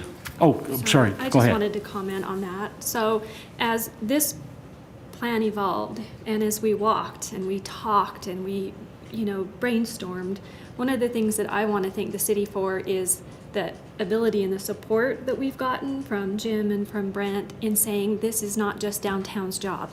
This is our community. Right. And it's our city's downtown, and it's our PDA's downtown, and it's historic downtown. It's all of us. And working together, I see nothing but And big, Bannock huge Development, things Mia Kate together. should be a player. And she is. Her capacity Yeah. as well. I mean, I just think it's all of us. Yep. I just want to applaud you guys for doing this. I think that I can imagine the hours that went into this. Chris? Yeah, this is, again, obvious and doesn't need a long discussion now, but, we've kind of got TIF districts all over the place. And we need them to, the whole point of them is for them to pay off, certainly at least break even from the city's perspective. And some of them aren't really currently performing as expected. And so, I'm just concerned about if going back to Roger's previous point, if we're trying to lure businesses to the community and we've got so many TIF districts that we don't have a focus as a community.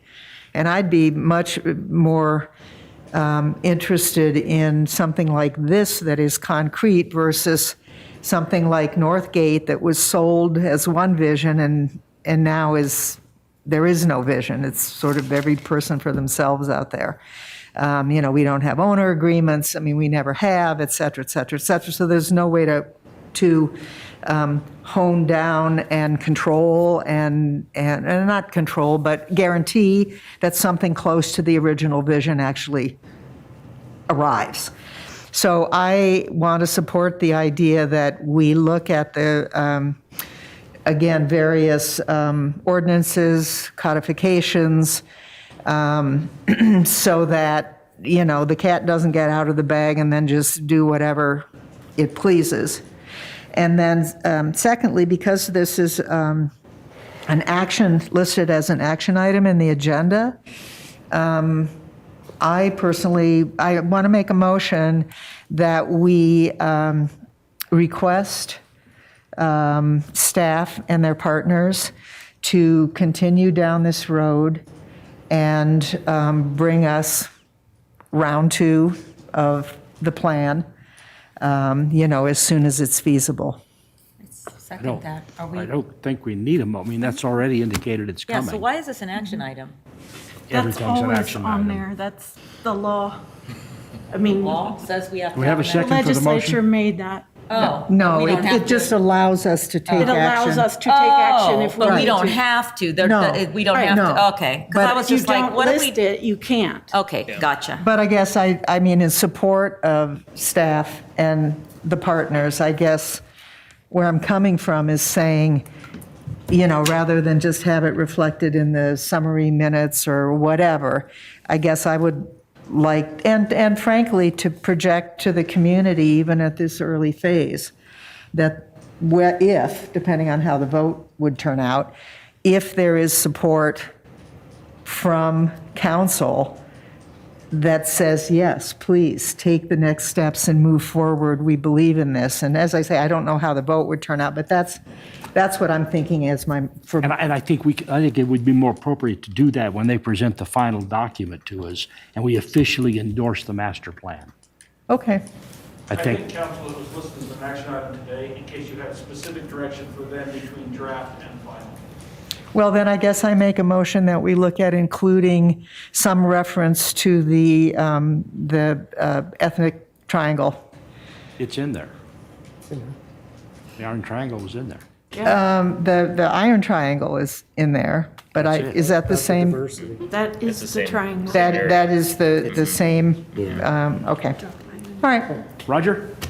I really want to push on the idea of TIF, because this is a much different animal than bare land.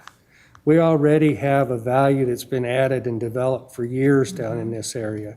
So we're not starting at nothing. We're starting at a substantial assessment already that will still be paying taxes. What we're looking at is what we add to this. And if we do this as looking for a major investor that's going to do a major project that creates major jobs, that really filters throughout our community, I think that's a win-win every way around. And so, I really think if we can market this, a section of it, to where we're going to get a big company to invest something there, and I don't know what kind of company, because it could be a big residential builder that comes in and says, we're going to take on this and da-da-da-da, and we're going to take this housing area that's valued at X number of dollars, and we're going to triple its value. That to me, that's a win-win.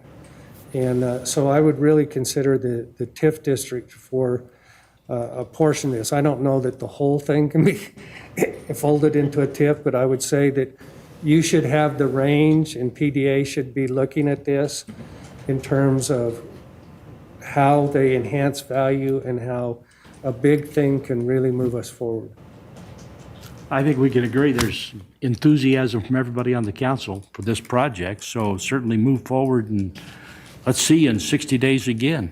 Any final comments from council? No, thank you for all. Thank you for showing up today. We move to agenda item 8 and we're adjourned. That was the easiest one.